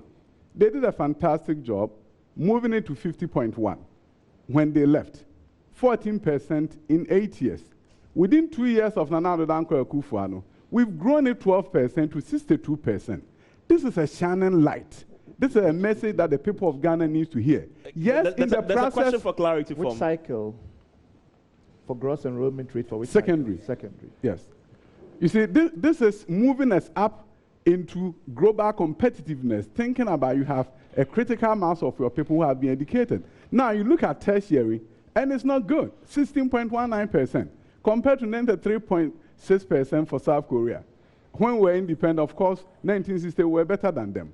But now we've lagged behind and we are 16.19. It's nothing to write home about. So when you talk about education in this country, let's situate it within the context of how you move your country forward in a knowledge economy. I've said always that in a knowledge economy, education is not a piece of the puzzle, it's the whole puzzle.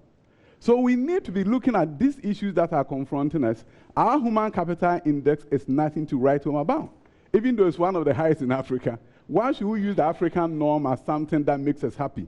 44.44, which means that 56% of the human capacity of the children growing up today, 56% is going to be wasted if nothing happens. Within this context, we should be able to look at what are we doing right, what is it that is wrong, and then hold the bull by the horn. And so when you talk about we don't want to do too many reforms, my brother, this world is not waiting for us. The world is not waiting for us. Are the reforms delivering? Yes. Reforms have just begun. The problems you see, when you talk about reforms, as I said, you have to look at access. You see, Brookings Institution recently did a study published by Rebecca Winthrop. And it talked about, the title of the study was called Leapfrogging Inequality. They said that if we do not change the way we are doing things in developing countries, it's going to take 120 years before we can catch up with the developed nations. Are they going to be waiting for us? We are in a crisis situation where we have to look at everything that we are doing. Sometimes I'm misquoted by saying that we haven't created a robust system. Yes, we have not. We have a situation where, for example, if I'm a headmaster of a school, I can be promoted even though I can get a 0% on WASI. 50% of our high schools, 50% of our high schools, and to be coming up in a ranking publication that the minister has authorized, 50% of our high schools have 10% or less of our students passing the WASI. But because some of us, our children will not go to Yachi Pramso and other schools, and you go to a disco, they do very well because Wesley get about 99% pass. So your children do very well. The children of the poor who happen to go to certain schools where you have 4% pass rate cannot wait for us. And if we don't do that, there's going to be a price for inequality. So when we talk about this reform, let us all come together and see what can we do let me change go around the fortunes of this country. I'll come to you shortly, forgive me, but I want to go to, that's his response to you. Yeah, I mean, there are a few, I think, matters that need straightening. First, the matter to do with the gross enrollment ratio at the second cycle level. The correct figure is 52.7%. You dispute that? What's the source? He said authoritative emis. Okay, emis is 52. As of when 52, you are living. Yeah, as of when we're living. When you were living. When we're living. They gave me, of course, 2%. When we're living. I'll give office. it to you. Yeah, so 52. Yeah, 52.7%. And it's significant to note that we moved it from 33.9% in 2008 to 52.7%. And between 2001 and 2008, the jump was not that impressive. It was 25.5% to 33.9%. You know, less than 10 percentage points. So we need to correct that. Then I must also correct the PISA analysis. You see, PISA is an OECD analysis which does not feature Ghana until 2015, when what they did was to have a combination of tests, including TIMSS, including the AU's own assessment and all of that. So it is not accurate to say that Ghana was measured by PISA. The last country on the PISA ranking is the Dominican Republic, not Ghana. Dominican Republic was last. 2015 was Ghana. No, 2015. No. You can. This on the website. You can fact check. You can fact check on the OECD website. My producers are fact checking. PISA rankings 2015. The country that was last was Dominican Republic. So Ghana was not Ghana. Ghana was not ranked by PISA. Ghana was ranked by a combination of, including TIMSS, including the AU assessment, all of that. In some combined assessment. So Ghana was not on PISA. So when you say that, Ghana was not on PISA. Okay,Ghana was not assessed. Ghana was not assessed by PISA. I saw it today. The last country, but it's a misconception that has been carried since 2015. Okay. And we sought to correct it when we were the Ministry of Education, that it's not fair to do this to your own country. So let's go to the reforms. It's Dominican Republic that was last, not Ghana. But you see, I think that we should look at... Ghana was not on it? No, Ghana was not on it. And I mean, viewers, listeners can check, the PISA rankings. Ghana was not on it at all. The last country was Dominican Republic. Let's more progress. We'll check that. I mean, that's factual, so it's easy to check. I mean, I'm sure your producers can look at it. They're checking that. Yeah. Let's move on to the substance of the If you look at the G category of countries, it was only Georgia and Germany that were assessed. Don't worry about that. It's been checked. Let's move on. You see, I think that we should go back to my preliminary remarks about, focus on the substance. I mean, I agree with my brother, Dr. Educhum, that the world is not waiting for us. We need to really be aggressive about the ingredients of quality. The way to achieve that is not by the constant reforms and focused, on form instead of substance. And that's why when we were at the ministry, if you look at our record, for 4 consecutive years, Ghana was adjudged the best WASI performing country. We have lost that now. 4 consecutive years. Now Nigeria has taken over. That must be a worry to us. 2016. Do I have to 2016. No, don't worry. 2016. Just make a note of it so that. If you look at if you look at the 2016 BEC performance, that was the best in our history. The President Mahama BEC performance 2016 was the best. You had 3,994 candidates scoring above the 500 mark. Before then, only 11 students had gotten above 500. And Dr. Educhim will confirm that. 3,994. It had never happened. And it was all because of the investments. If you look at the EMIS data, and by the way, EMIS investments in what exactly? Good. Primary school investment, for example. Whereas the EMIS data reveals that between 2001 and 2008, we built 2,417 schools, basic schools. The Mills Mahama era built 4,139. You remember the program to eliminate schools under trees? We did 60%. These days, you don't hear about what we are doing about schools under trees. I'm a rural MP. He is a rural MP. Look at the conditions under which our children are learning. It's not sitting in Accra and doing highfalutin reforms and all that would address the issues. It's going down there and fixing such a basic fundamental problem. eliminating schools on the trees, making sure the schools have computers, that they have TLMs, that you are addressing teacher absenteeism. When we got to the Ministry of Education, teacher absenteeism was 27%. Can you imagine? One of the highest anywhere in the world. We reduced it to 9% by the time we're leaving office. You know, so these are the interventions that are critical. If you look at EMI's data again on the recruitment of professional teachers, His Excellency John Ajekum Kufuor, within 8 years, recruited 24,957 teachers. The EMI's data reveals that the Mills Mahama era, we recruited 51,000, hoping 51,027 teachers. So these are the contents of quality that I'm talking about. Look at what we did with SIP, the Secondary Education Improvement Project. He talks about the low-performing second cycle institutions, which is a very critical point. So we approached the World Bank with our homegrown program and said that, look, we need funding to address the widening inequality gap. So give us $156 million. We submitted a very convincing proposal, which now has been replicated in Kenya, Uganda, and other countries. The World Bank came fully on board. Fortunately, I'm told that they have even renegotiated and got some more money. They are continuing with the program. So we got $156 million to support our community day school project. We built 23 out of that. Then we identified 125 low-performing schools. Those schools that are not in the grade A, the Presex, the Infancy Films, the Adiscos, the Ogascos, and all of that. You know, Kojo Yankson is here, so if I don't mention Ogasco, he will take Bright and I on. You know, we are the 99 Presec year group, so I'm happy to see Bright.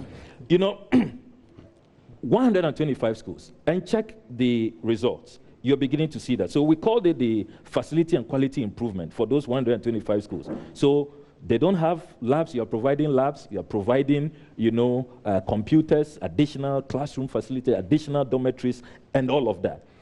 Those are the interventions we made. Then we noticed that skills was a major issue. TVET was collapsing. So we secured $50 million for the Skills Development Fund, then another $140 million from the Africa Development Bank to do the development of skills for industry projects. And you notice that we have been constructing in every region a state-of-the-art technical institute under the DISIP, the Africa Development Bank, you know, supported DISIP, the development of skills for industry projects. You know, and you feed that into the conversion of the polytechnics to technical universities to totally, you know, overhaul the perception and, you know, the whole, you know, mindset which was rather degrading of technical vocational education in our country. So we focus on the contents of quality and not just, you know, reforms, you have to forgive announcing them, and we walk away. But I'll come back to you at the tail end, because I'm sure there'll be issues that you still have to respond to. So there are lots. Don't worry. I know you're very good at taking notes. So I'm not feeling like I'm working in the same ministry that he worked at. No. So I'll come to you, Bright. I don't see most of the things he's talking about. I'll come to you. Let me hear from Bright. So on the issue of PISA, I mean, both of them are right to an extent, in the sense that we have not had the formal PISA tests administered, because you're not a full partner of the OECD program. But we have had PISA rankings because we had information that was available, and that was used, as well as TIMS and others that he's already mentioned. So I think both of them are right to a certain extent. What is more interesting, though, is I want to react to the Honorable Deputy Minister's comments around lamentations, because it struck me a little bit. I feel that we lament in this country because they don't do what we tell them, and we employ them. And I mean, we the people. Yes. And when we consistently tell them what we want and we consistently complain about things that they do and they refuse, I don't see any other option than to lament. I mean, how do you keep quiet or rejoice or revel or praise and the likes of it when your employees consistently defy public opinion? Now, if you do that, I get you. He's a politician. Lamenting and lambasting. He's a politician, lamenting and lambasting. No, not you. You're a citizen, of course. You shouldn't be quiet. But he's a politician. Okay. Lamenting. Clarification. See, you are fascinated about taking me on. Okay. So I think now I have permission to lament. Please. Yes, fully. When I make the point that we have a learning problem in policymaking in this country, what I mean is that there are problems that we've known about the way we've structured decision making and the public's engagement with our problems, the public sector's engagement with our problems for many years. And it keeps repeating. Let me give an example. for as far as I have been checking, and that is quite a while, maybe a decade and a half, we've consistently decided as a country to deprioritize policy development, planning, monitoring, and evaluation in our ministries.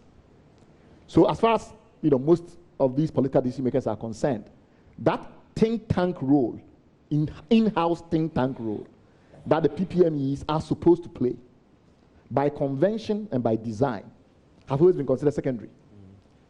It will shock you to recognize that the budget for PPME, the entire planning, policy development, monitoring and evaluation, the piece of the system that is supposed to make sure that the stuff that they are doing are being done well, the entire budget is $70,000.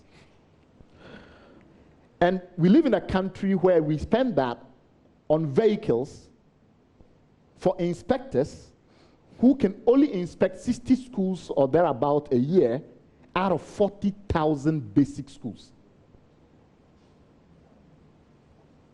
We spend money to buy cars for a so-called National Inspectorate Board. It's changed now. Well, National Inspectorate Authority. It's changed now. Well, the truth of the matter remains that inspections in schools remain under 1% of coverage. It is, because I looked at your medium-term expenditure framework, which you and the Ministry of Finance collectively did, and you still expected in 2019 to inspect less than 1% of schools. That is a fact. No. Well, you have to then tell us where else we should source data about what actual expectations are happening. Definitely tell because I have given you my source. And I'll give you my If you look at the medium-term expenditure framework, you're inspecting less than 1% of schools. The second fact is that when you are spending less than $70,000 or thereabouts doing the entire planning function of a ministry, the true implication of that is that you are not interested. Because it's not possible in the current context. We live in a country where maybe 12% to 15% thereabout of private teachers are trained in the basic schools. I have been looking at those statistics for a decade and a half. They have shifted very, very ephemerally. So when we say that we have to lament because year in and year out, the most important things don't get attention, we have very strong justification. This is a country that officially has a policy to promote technical education and spends 2% of its relative resources on technical education and vocational education. Despite the official policy being that technical and vocational education are increasingly integral to our path out of underdevelopment. So what am I saying? What I'm saying is that there's incoherence and there's a lack of learning. There's an inability to learn year to year. Even after we've had all these debates, and after we've highlighted the same problems, they still do a kind of budgeting process, they still do a kind of policy development process which ignores public input. That's my claim. My claim is that public input is frequently ignored. I mentioned phrase chairs as very, very important. We had a debate in this country. I was in the middle of that debate.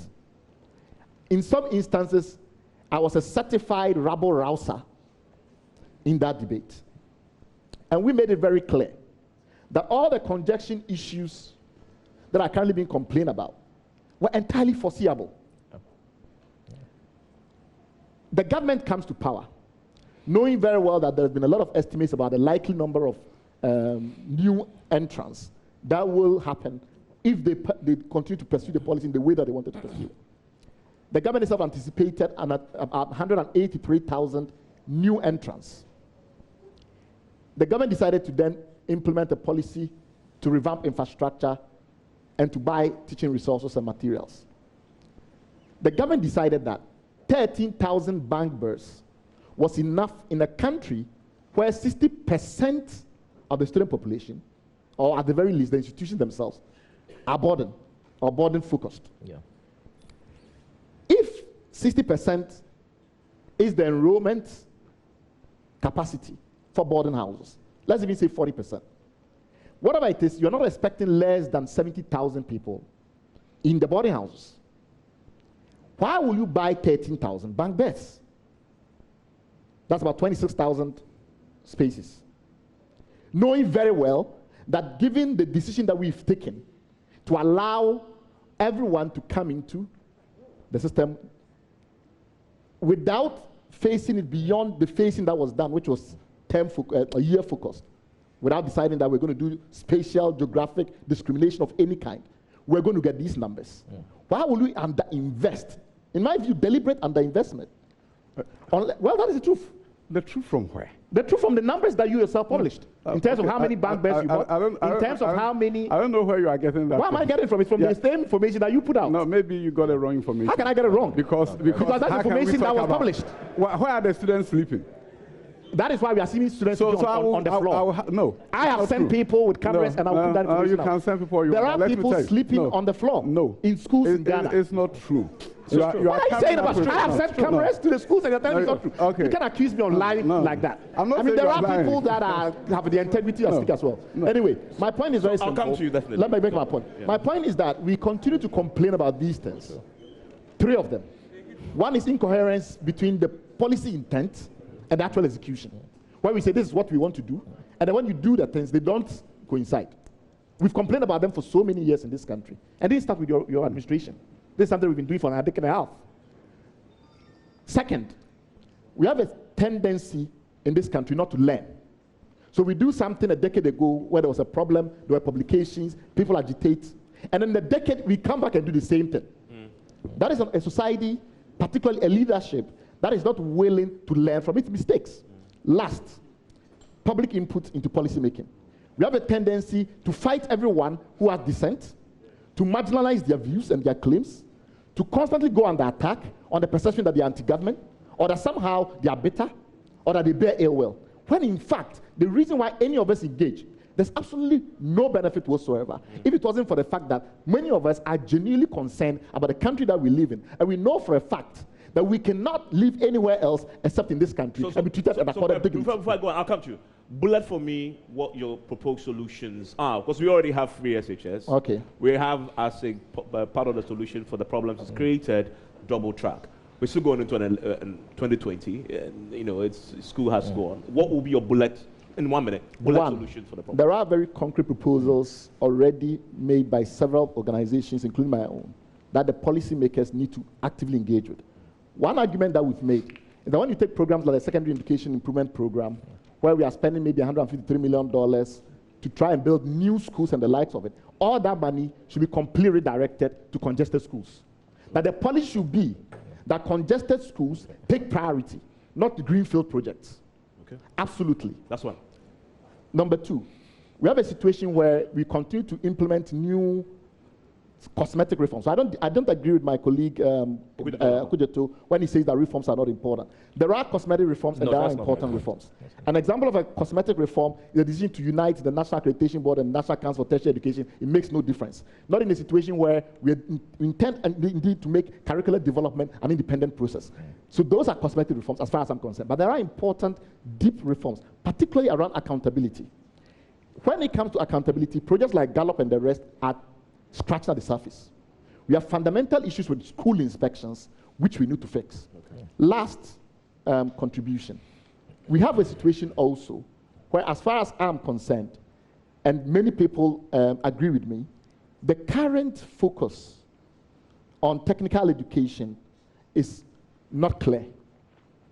Not clear in terms of how much resources relative to other investments that we make, we devote to it. And not clear whether indeed the old idea that when you exit JSS or JHS, you should be able to enter into a trade is a major piece of our educational strategy. It's not clear to me yet. Okay. Do we want that, or do we want to create a situation where, like some have argued on the PPP side... How much of our GDP should we devote into that? That's not GDP, I mean, talking about the educational budget. A budget. It depends on the strategy. If the strategy is still that when you leave JHS, you should be able to enter a trade, they're not less than 10% in my view. Okay, good. Kofi, your point on this, where we are with the free SHS, etc. Well, what's your view? Are the proposed solutions that government is already implementing fixing it for you? And if not, what should be the approach? I'll start first of all by saying, as I listen to the former deputy minister and the current deputy minister, I worry about the exact fear that I've always had, the absence of consensus, political consensus around education. I would have wished that education is not even the business of politicians, because 1+1 under NDC is 1+1 under MPP. And whether or not a government has a particular policy on education would not in reality change the content of what a person needs to know globally. And since we are competing globally, since the market space is globally, since the service space is globally, Ghana has just signed on to the African Continental Free Trade Agreement. And one of the core provisions of that particular agreement is that there's a mutual recognition of licenses, for example, where you can practice your service area in any jurisdiction within Africa. Look, we are getting to a point, and this is one thing, for example, that hardly has any space in the media. We're getting to a point where the real challenges of unemployment will not actually be within. They will be coming from without. The question is, how prepared are we?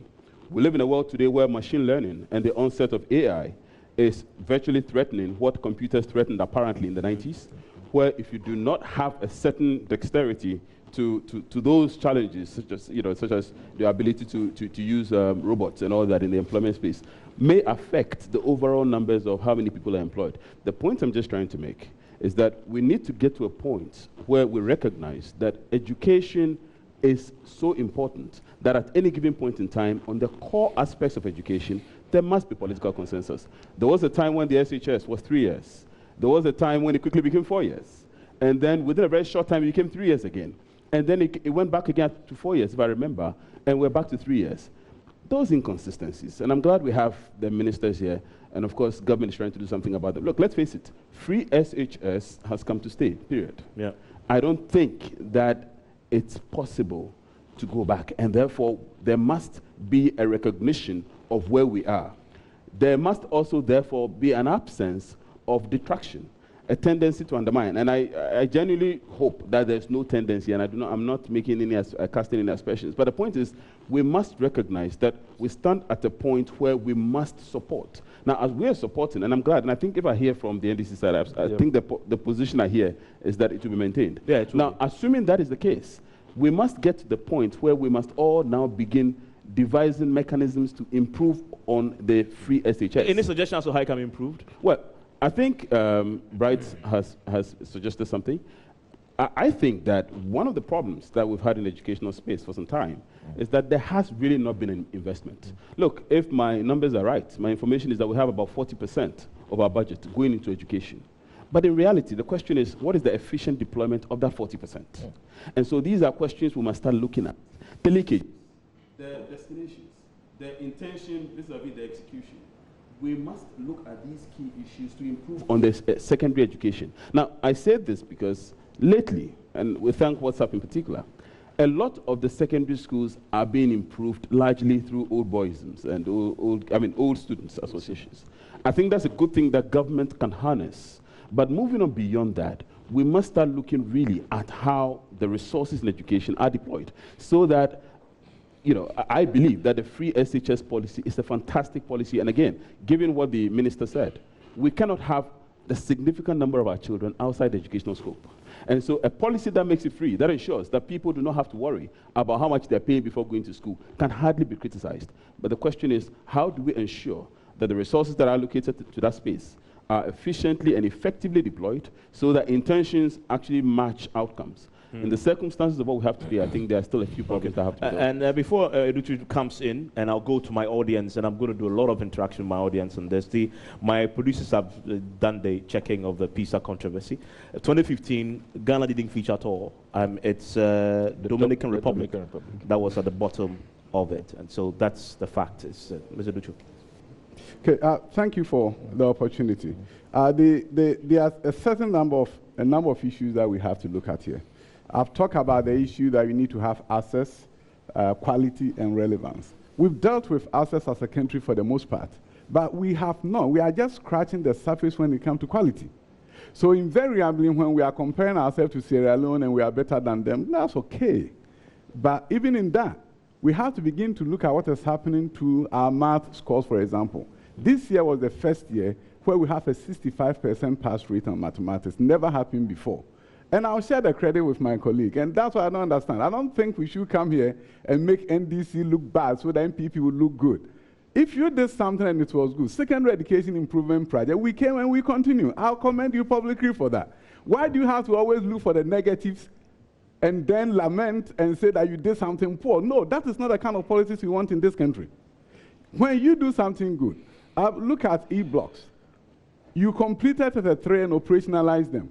When we came, we completed 25. You can go ahead and take credit for it that you started it and we completed, but don't say that we have abandoned them. When we do that, we are not creating confidence in Ghanaian people to begin to understand that we, the political leaders of this country, can do a better job for them. And this is where I'm starting from, that we need to begin to look at what is right. What is right is right. My brother said something profound about free senior high school. It's something that has come to stay. Now, some people will have problems about double track and its implementation. And I always tell people, I've worked in that system. I worked in it for about 10 years.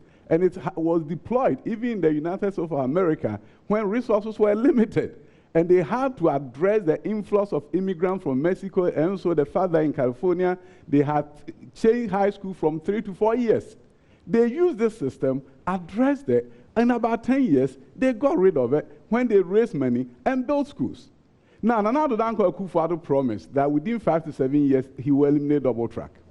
Now, as a consequence, we now have been able to raise through GetFund $1.5 billion for infrastructure expansion in this country. 500 million is already at work. Any double track school that you visit today has infrastructure expansion. That is, to your point, we are now expanding the existing schools, not a greenfield development opportunity. Go to any double track school. There are schools under construction now. Some of them have been completed. And those were the areas where every school dormitory that is being finished, it goes with bank beds. It goes with beds. So when you say 13,000 have been sent, they accompanied dormitory blocks that are under construction or have been finished.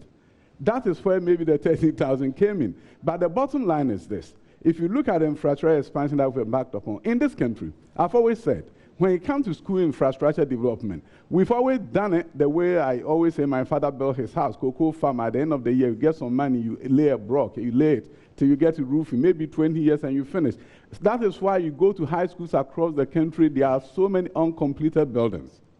Now, with the 1.5 billion securitization from GetFund, we are completing these buildings, and we are building new ones. There's no double track school in this country where you not find building ongoing at this point in time. And the whole point is that we'll be able to get rid of double track by GetFund securitization. Instead of waiting for GetFund revenue to come in every year, wherever small amount comes in, you have a contract that has been aside for 10 years, 15 years, and variations and adjustment in prices kills us as a consequence. Now, this money is helping complete the buildings so that it doesn't take you 5 years to complete a building. You can build it. Some people have finished dormitory blocks in 6 months and 8 months, and they are being paid by GetFund in this country. They call them to get their checks. So when you talk about infrastructure, we are doing whatever we need to do to take out the issue of congestion and make sure that students are in the right places. Let me tell you something. Some people think double track has brought about congestion. No, it's the reverse. Before double track, some schools were congested. Now, double track, dividing the students into 3 and allowing only 2 cohorts of students to be at the school, decongested the number of schools. Go to Accra Girls. Classroom that were about 70 students in a class became 50 with the implementation of double track. So double track does not mean double enrollment concurrently. It means dividing your students in 3 cohorts, having 2 of them there at a time so that the dining halls are not congested. So it's not the other way around. It's a solution to the congestion problem. Of course, it allowed us to also enroll more students. You can wrap it up for me, Talk about TVET. That's why I was saying that I don't know which country where I was sitting when my brother was talking glowingly about TVET. TVET, until we came to power, was under 17 ministries. Now they have been aligned to the Ministry of Education. And with that realignment, what it means is that we're now going to have a Director General of TVET, Technical Vocational Education and Training Service, just like Director General of Ghana Education Service, who will be handling all these schools that are now coming to the Ministry of Education. In addition to that, we are changing the TVET curriculum. Recently, we had a sword cutting ceremony at CSIR, where the president cut a sword for the construction of 34 MVTI schools across the country. Those schools that had run down facilities, foundries, and other things are now going to get an opportunity to get new equipment and to get new tools. So when you come to TVET, we did not come to meet any TVET transformation, but we are working on it to change it because it has great dividends. We cannot have a continent, Africa, that is not taking advantage of demographic dividends. TVET offers us that opportunity. Now, let me quickly touch on one quick thing before I will leave from here. My brother was talking about the fact that you have internal evaluation systems that are not working. There are no investment in them. I'll tell you this. Our system has not been structured in a way sometimes to support the reforms we want to embark upon. I'll give you one example. At the Ministry of Education, so the minister directed that there should be some major reform in terms of the manpower that we have to bring about the transformation that we need. When we came to the ministry, and it has been there, it's not their fault. No, it's the part of the civil service structure. There were no technical experts that could sit you down and brief you on education reform. And it's not like the young men and women there are not willing to learn, but this is what happens. They consider as part of the regular civil service. Therefore, when somebody spends 4 years there, he's transferred to another ministry.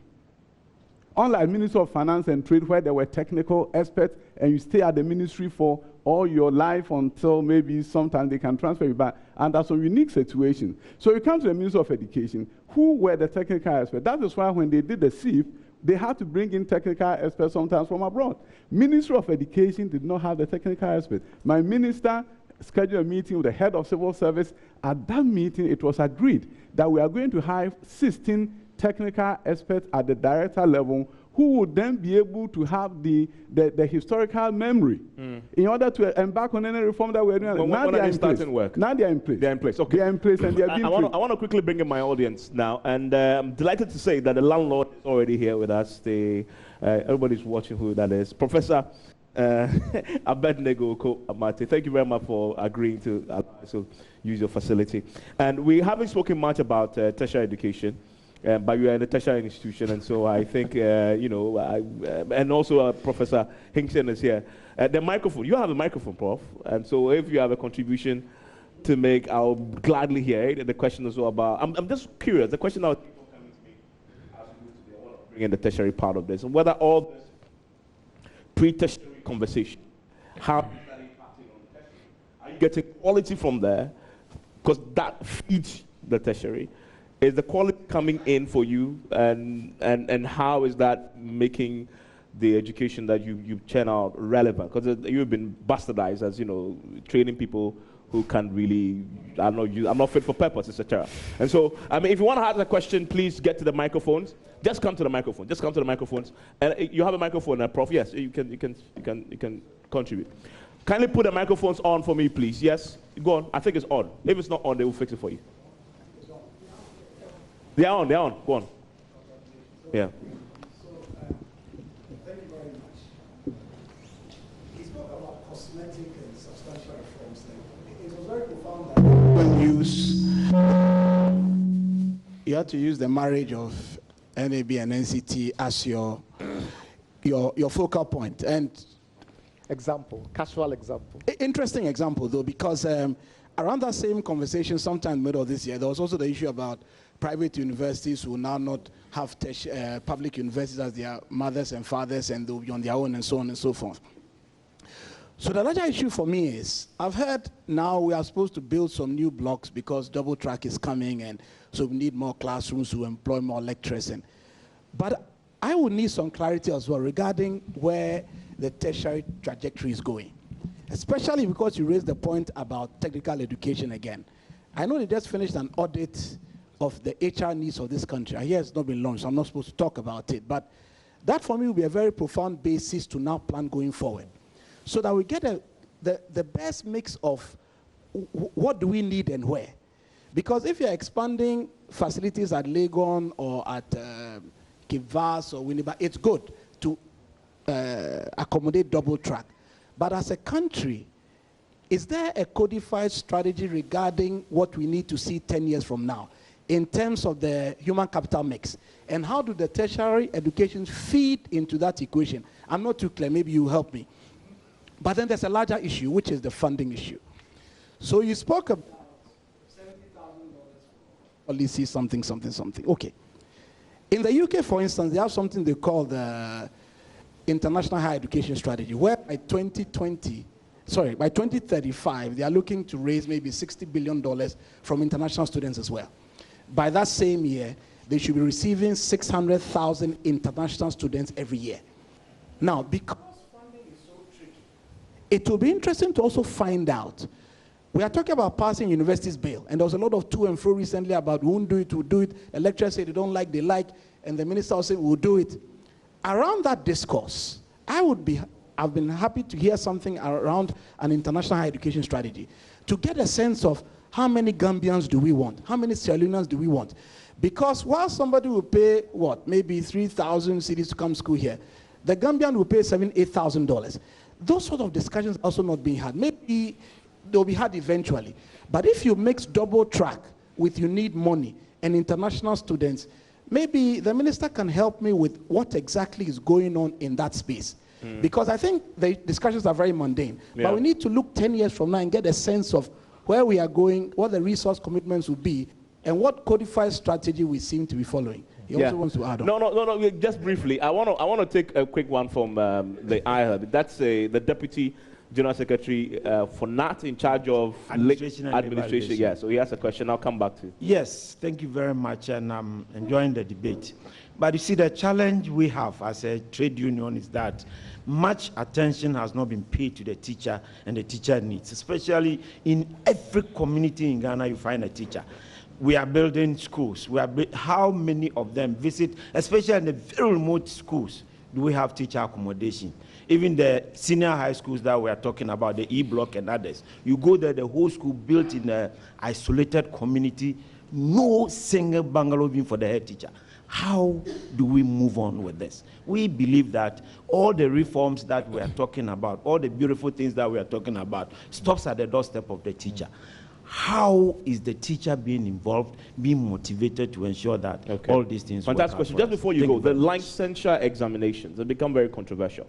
NAT's position is what? Are you going to, when are you starting the exams and are you for it? Already, there are discussions ongoing on the fee that has to be charged. I think last week But you are for the policy? Sure, we are for it. So you write the license? We will write. Is the question is about the fee, how much you pay for it? The fees and who to pay. What is it now? If minister can give it to us as our Christmas bonus, we'll be very grateful to hear that. So NAT, you want to write it for free? Yes, if it is, it's very fine because we become professionals. Because there's a controversy about whether it's necessary. The NDC's position is that they will cancel it. You don't need to write licensure exams. Well, your position is that you like it. Yes, we feel that, yes, you see, in Ghana, we all hear of a fake lawyer being arrested. True. Have you ever heard of a fake teacher? No. But there are plenty of them. But sometimes these SHS graduates who go and teach people even in their homes, when they go and defile a student, they say a teacher has defiled the child. So we want these benchmarks to be dealt with, especially in the private schools, so that the teacher will have some important. Fantastic. Thank you very much. That's very progressive. And there was a comment that was going to come from here. Yes. Oh, Jemima. Jemima has a comment. And then I'll come to the aisle. And I'd like to quickly acknowledge again that we're also here with the Pro Vice Chancellor of the UPSA, Charles Barnum. Mr. Barnum, thank you very much for also joining us. Great, for making this possible for us. Yes? Mine's just a very quick question. One of the scandals, let's say, that rocked our education sector was the sex for grades. Yeah. I'm sure you all know.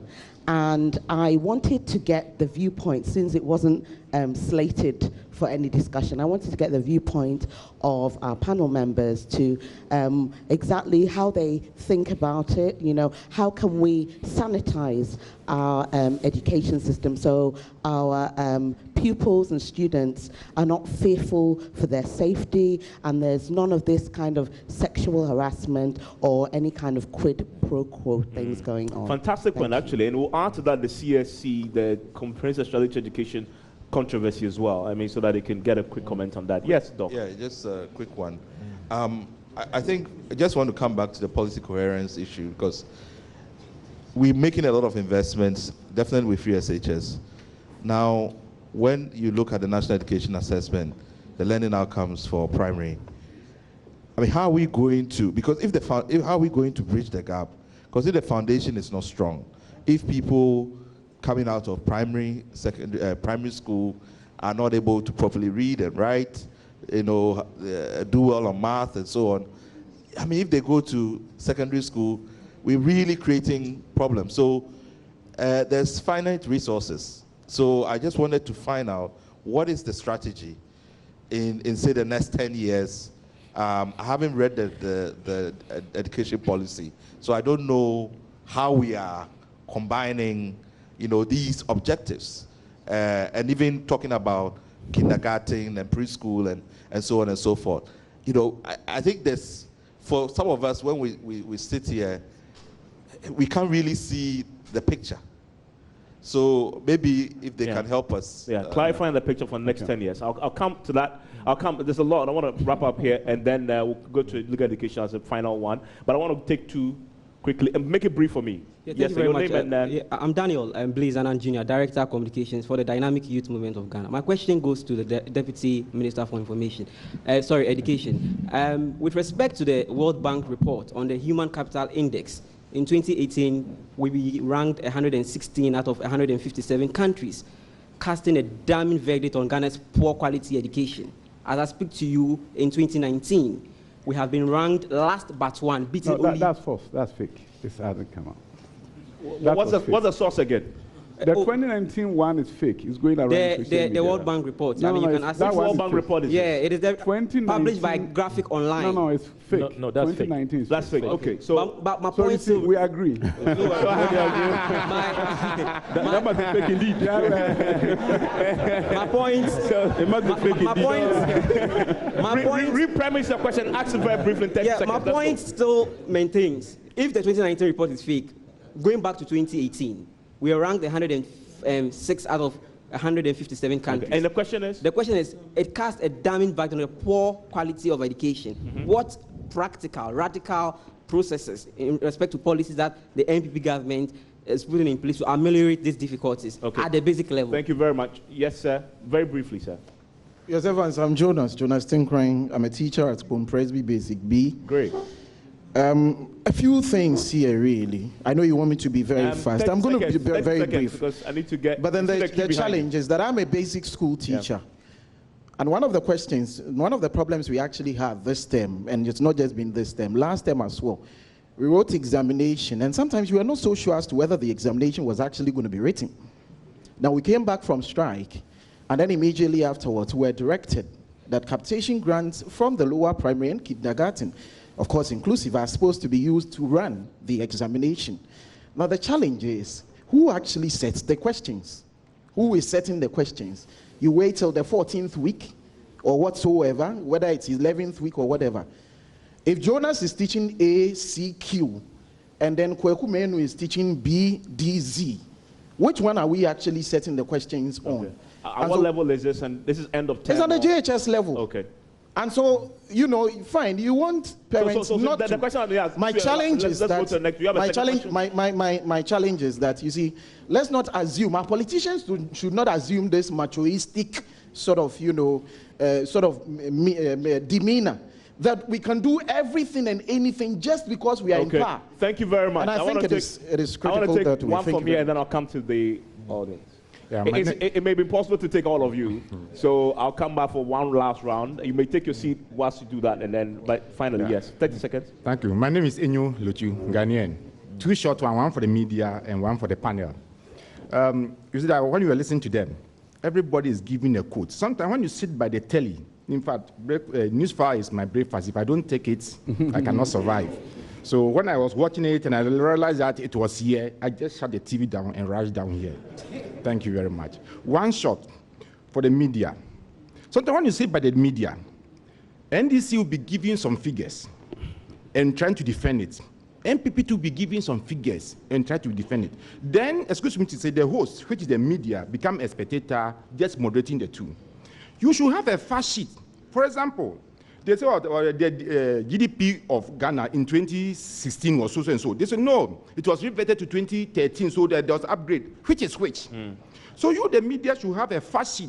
When NDC says something is wrong, you say no. With this source, with this fact sheet, it's wrong. Great. When and that is why if you listen to us, we are fact checking every Wednesday. So that addresses that. Sometimes you can't do it in real time because you have to get it right. And as you've noticed on PISA, as we've been talking, they came to me with the facts and I put it out. And so that's not a problem at all. Can I go to the next one? The next problem is with our education. I was once an educationist. Look at the Ghana, for example, our educational system.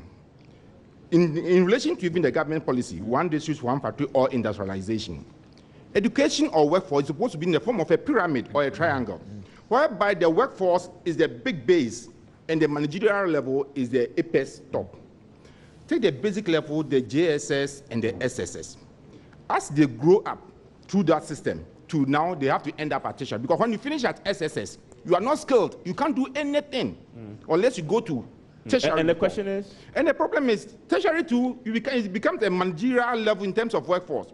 So the vocational and technical education should be very paramount at the middle level. That's the SHS. For those of you who can get so if you are from the JSS, the same quantity of the SS schools in the country should be the same equivalent to the vocational and technical education. So that from that level, whether you're able to go to university or not, you are properly equipped to fit into the job market. Fantastic contribution. I'm grateful. I want to come back. Those standing, please kindly take your seat so that when we return, you could come back to the microphones.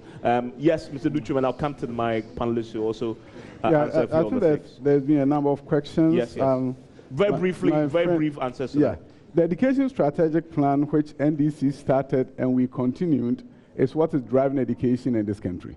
So the strategic plan has so many stakeholder consultations and events, and it was finalized under our watch, but it was started by NDC, and which begins from 2018 to 2030. Now, pieces of that are then taken out and implemented in various policies. For example, there was a talk about what happens to the basic when you have a senior high school and so many things are happening. Out of the education strategic plan, now we have Ghana Accountability for Learning Outcomes project. And under this project, we are sourcing over 100 million, 160 million, which is then going to be used in revamping 10,000 low-performing basic schools across the country. So these are resources beyond the budget. That is going to help us do that. One critical aspect that excites me is setting up a national assessment plan. What has happened over the years is this. We have EGRA and EGMA, and you do that, randomized group. Not all students were assessed across the country. In other jurisdictions where education has succeeded, all students are assessed at certain critical levels and gentures. You use that assessment data to then do intervention. So beginning next year, we have a national assessment program that is going to test all students in primary 2 across the country, primary 4. Then if the students have deficiency in reading and writing in primary 2, you have primary 3 to do intervention. That is when you'll be able to know that Kokrobite Primary School is not doing well, therefore there's a need for intervention. As it is now, it takes 11 years for us to do our first assessment, which is BEC. It is at that point that we'll be able to know that some students were not doing well, and it's too late for those students. So, but when you begin the national assessment, primary 2, if they are not reading at grade level, you have intervention opportunity. Parents will get results from the schools, as is done in other jurisdictions. Ghana Education Service will then have data to embark upon reforming their schools, so that you don't have the students boxed in there for 11 years and then they fail the BEC and oh, the score is so bad. Same thing applies to WASI. When you look at the fact that there's lack of intervention in our schools, a student walks into a high school, you have come. But that does not mean that student is ready to do high school academic work. What it means is that you do your initial assessment, and that is what the intervention grant that we sent to schools last year is about. And based on that, we actually borrow the best practice from Wesley Girls, where after students are enrolled, they have an initial assessment, and based on that, they begin then to do intervention for the students so that the student doesn't fail. We've created a sink or swim system where you go in, you are informed one. For example, you're doing home economics, you're doing management in living and all these courses, but we know for a fact that you can read, and we know for a fact that you can write. Why don't we provide intervention so that that student can then cope with the level of content that is being given? And that is something that we have begun. Now, when you talk about, I think there was something about the poor quality. When you talk about what the Human Capital Index, and yes, we were told, and it's true, that the reason why Human Capital Index is low, even though at the African level we are one of the best, is that if we change the quality of teaching and learning, we will not be talking about Africa, we'll be competing with the rest of the world. And they said that quality of teaching and learning is so bad that instead of 11 years, because they don't include senior high school, in fact, we've told the World Bank, the minister has directed that we set up a committee to look at how they even come up with a harmonized test scores. But to begin with, we are accepting what they are telling us. And based on what they are telling us, what they are saying is that the effective schooling years is 5.6 instead of 11. So which means that children go to school and they don't learn. And that is why you need an IB that does not do for 40 in a year. This year, at minimum, they are doing 4,800. But even that is not enough. What we need to do, and this is what we are doing, circuit supervisors are now going to be support team. And they are not going there to get the school, they are going there to help the school. So what we are saying is this: under the new supervision regime, when you do your national assessment, then we know your school is doing well or not doing well. Inspectors will be deployed, support team will be deployed, so that we can turn around the fortunes of the school. Also, if we do not train our school leaders, we are going to see the same thing. You see, you get promoted as a headmaster, head teacher, not based on how effective you are. It's based on how many years have you taught and are you an assistant director. So that has changed now? Oh, yes, okay. It's changing, seriously. Can you please address the teachers' concern for me before we wrap up? Which one? The concerns about you're providing accommodation for the students, but there's no welfare issues there for the teachers as well. Yes, my colleague, once a teacher of a teacher, so that's my colleague. Yes. Yeah, and I want to tell you this. Yes, we need to do more. We need to do more in providing teacher accommodation. We got funding from Kuwaiti Fund, and we are building some, what do you call it, not dormitories, but housing for teachers in selected senior high schools. But I'll take your message in good faith and know that we need to do more. If teachers are not comfortable and don't have a place to stay, how can they wake up excited the next day to go and teach? So yes, we need to do more as a ministry. They also want to write the licensure exams free. That is something that is beyond my pay scale, so I'll take it up. Okay. I wish I could have pronounced it and it's done, but okay. I'll be in trouble if I do. Thank you very much. Thank you very much. The planning, the trajectory is, in terms of funding, this is what we are looking at. The 1.5 billion that we have sourced from GET Fund, a large proportion of it is supposed to go into tertiary infrastructure. But as you said, I think if you look at the education strategic plan, there was a serious recommendation that we look at our skills needs assessment. Part of it has been done by the COGVET, which is in charge of technical and vocational education. But they did not do it for all the various trades. I think they focus on the technical and vocational aspect. But we need to have a comprehensive view of what is going on and what we need. So we don't have a situation where our students are just going to school. And I think if we had a comprehensive view, we're also going to go back and look at our curriculum. For example, somebody completes high school and he did visual arts. I always tell a story that if Kojo Mensah did visual arts as high school, and one day he has a dream, and God was telling him that, Kojo Mensah, you are going to be the world's best engineer. He will say, God, you don't know. I'm a visual arts student. We have visual arts students, the most creative and talented. They can look at you and draw. You can draw bridges, design cars, right? Draw cars. But they are the ones that we say can never be engineers in this country. If we knew of the needs for engineers and the number, then we'll be able to rethink and say, why don't you allow them? Let them do 1 year access course in physics and mathematics, and then you bring them in. So that is critical, and I think we need to do that. We have a few minutes to wrap up. Yes, a quick, brief comment, and I'll come to Bright, and then I'll end with Kofi on the legal education. Evans, lots of issues. Let me commend the Minister for continuing with the education strategic plan. Except to also add that the Kuwaiti fund he talked about, I thought he would have remembered to add that I negotiated the fund. In the spirit of sharing credit, in the spirit of sharing credit. So when the teachers get their dormitories, they should know who negotiated the fund with the Kuwaitis. I like that better than saying we've abandoned it. but on a more serious note, I think that, you see, we should revisit the matter of double track. All the literature is clear. It is not a solution. And if you look at the 2019 budget, the 2020 budget, you don't see radical allocation of resources to end that.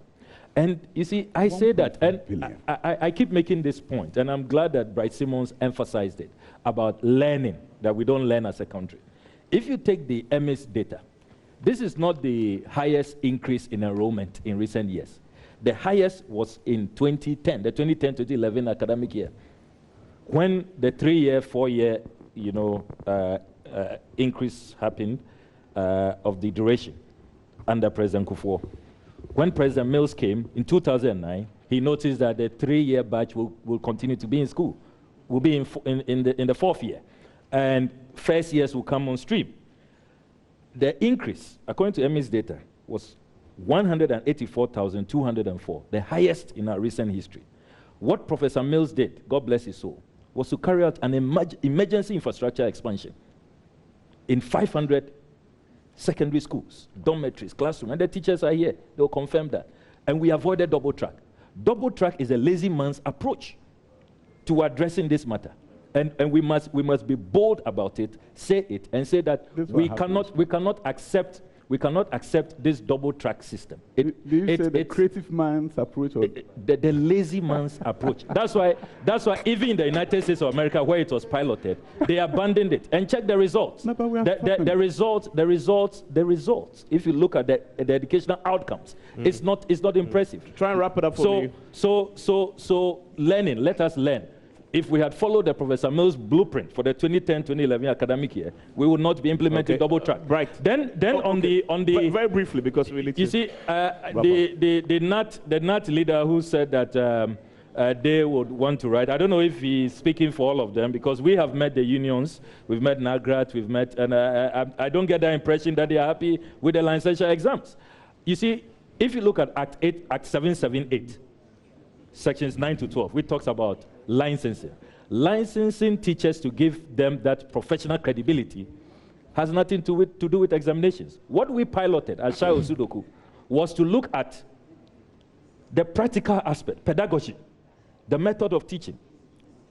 A 2-year program you assessed based on in the field. You see, this country, we think everything is about examinations. It's not. And then after that, you receive your license. That was our program, which I had thought will be continued. So that's a proposal. So our proposal is that we are not going to insist on examinations. Licensing is different from licensure examinations. So the way forward is to focus on pedagogy, the practical method of teaching. And that's what we are going to do. We are going to abolish national service. We are going to abolish this no automatic, promotion, and rather focus on in-service training. Building the capacity of teachers. Let me go to Brian. And so many other issues, but final comments on the questions that come. Yeah. Well, so first of all, I think... I don't know if you can comment on Dr. Jubaman's comment about the controversy surrounding the sexual harassment in the tertiary education that, I don't know where we left off, the investigations have conducted, but generally reforms across the tertiary to deal with that. So, I mean, Dr. Nunu is obviously right. We tend to want to use criminal rules of evidence for everything in this country. So unless I can bring video evidence, etc., etc. But these are matters where you have a presumption against consent.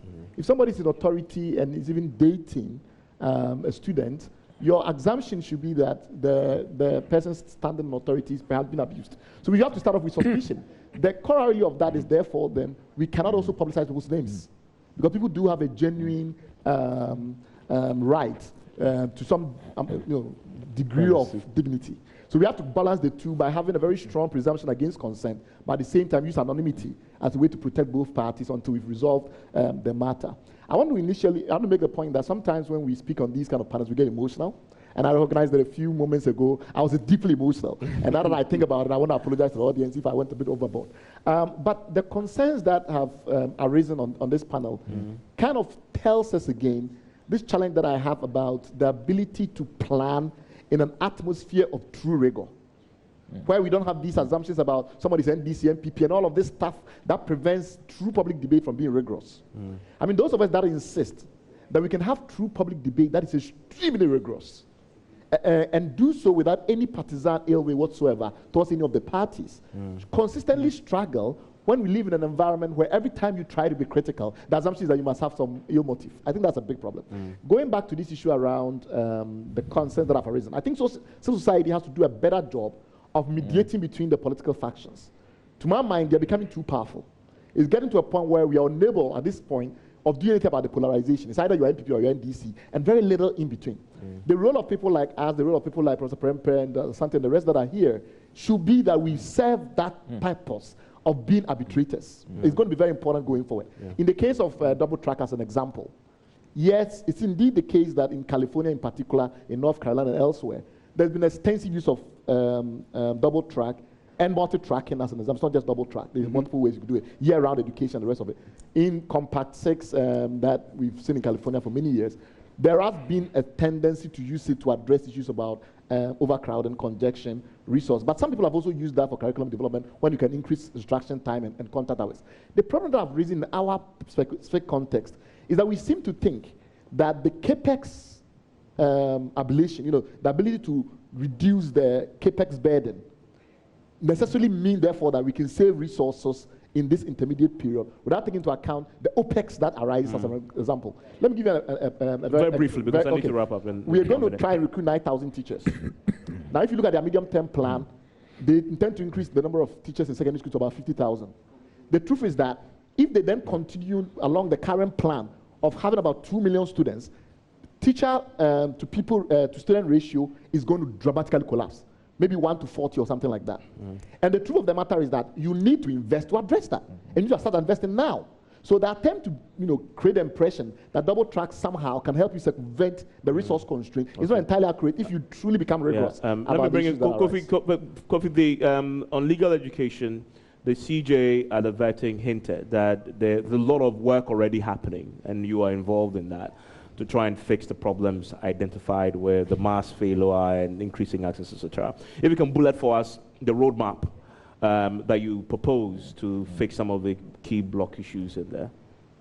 Well, if you mean my personal suggestion. Oh, yeah, of course. Yes, because yes, I'm doing some work with the presumptive CJ in that respect, but not generally at the level of the reform, generally speaking. The point is this: I think that there is the need to listen to both sides of the story. Now, both sides of the story is the students who are affected. These students must be listened to. They've been treated as objects, but they have to be treated as subjects. They are two different things. Number two, it's important to recognize that until 2003, legal education has been frozen in time.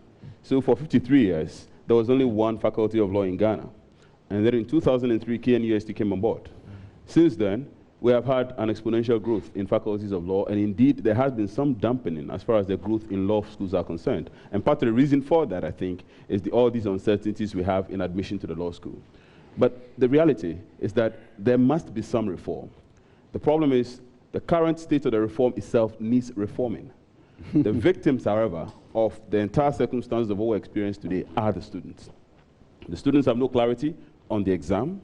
They have no clarity on who is setting the exam. Maybe that they don't need to have clarity, but they have no clarity on the exam. They have no clarity on what to expect. They have no clarity on a number of things. Now, they're writing two key exams. They write one exam for admission to the law school, and then they write an exit exam. The problem with this is that the exit exam is, truly speaking, not an exit exam. It is a progressional exam. In other words, you are admitted to the law school, part one, and then you go into part two, and then you pass the part two exam, then you become a lawyer. Now, these two are progressional. They are not exit exams.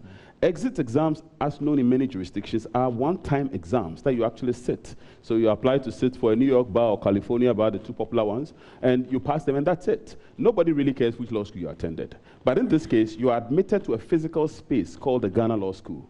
Now, I dare say that that is one subject nobody's touching. And the reason nobody's touching that is for political propriety. Now, when I say political propriety, this is one time when I don't mean NDC MPP. But I mean, it's politically a difficult subject to speak of.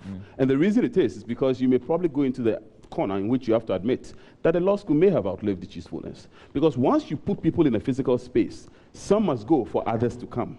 And there have been reality in the past of cases in which a certain number of students failed a particular exam, and the key question was asked, if they do not go, there can be no admission for the next batch to come into that space. Now, if you have all these complications, then you're going to invariably have that scenario of having an entry exam, which is what we have at the moment. That you apply to be admitted to the Ghana Law School, you write one major exam. People are failing an exam to enter. And for many people, it makes no sense, because people should be worried about leaving, i.e. the exit exam. But if you are worried about even entering, then that's a problem. Now, the uncertainties at the entry point are as high as the uncertainties at the exit point. There are cases in which students have written exams and they've come out complaining that they are not sure whether this paper was a criminal law paper or was a law of evidence paper. we have trained students over the years to think in categories. And so it's very difficult for them to go out there and sometimes see some of these complications. The long and short is that we have a reform that appears to have left students behind. Now, in the process, when people lack information, rumors reign galore. So we have situations in which there are all kinds of rumors and allegations about all kinds of things, and by the time I'm done saying these things I'm saying here, I'll be in trouble when I go out. You will never make a statement on the reform of legal education and win, because you end up almost always affecting one side and somehow you get twisted. The truth of the matter is that the reform needs to take account of issues of transparency. Students must have a sense of what to expect. The reform needs to take account of training. I'm talking about the reform in the state in which it is. Training of the teachers themselves. So the teachers who are teaching the students are themselves, they themselves don't seem to have clarity, if you like, on the content or the syllabus for which they're supposed to deliver on. Because the questions that are set in the exam sometimes appear to be out of sync with what is being taught. So there are all kinds of discrepancies, there are all kinds of inconsistencies, and invariably the biggest victim in all these are the students. Now, the presumptive Chief Justice, maybe, and I can say for a fact on this, I've been honored to work quite closely with him on this. He's very passionate about the reform, and he is very critical about a number of things that are happening or may be happening from all the various angles. And I am quite confident that indeed when eventually, even when eventually he's made a Chief Justice, I'm quite confident that the reform may see some energy, a new lease of energy being injected. So we're likely to see the reforms. Right. There's so much I can say. There's so much to say, but there's so much I can say because of time. Yeah, yes. Okay. I'm grateful, gentlemen. We are run out of time on this. We have to move on to the next one. A round of applause for yourselves, ladies and gentlemen. And in fact, we can have the next 3 hours talking about education because it's such a broad subject, but time constraints means we have to end it at this point for the next conversation to comment on the financial sector crisis. And the next after that will be where the politicians will do what they do best. We'll have John Bwedu and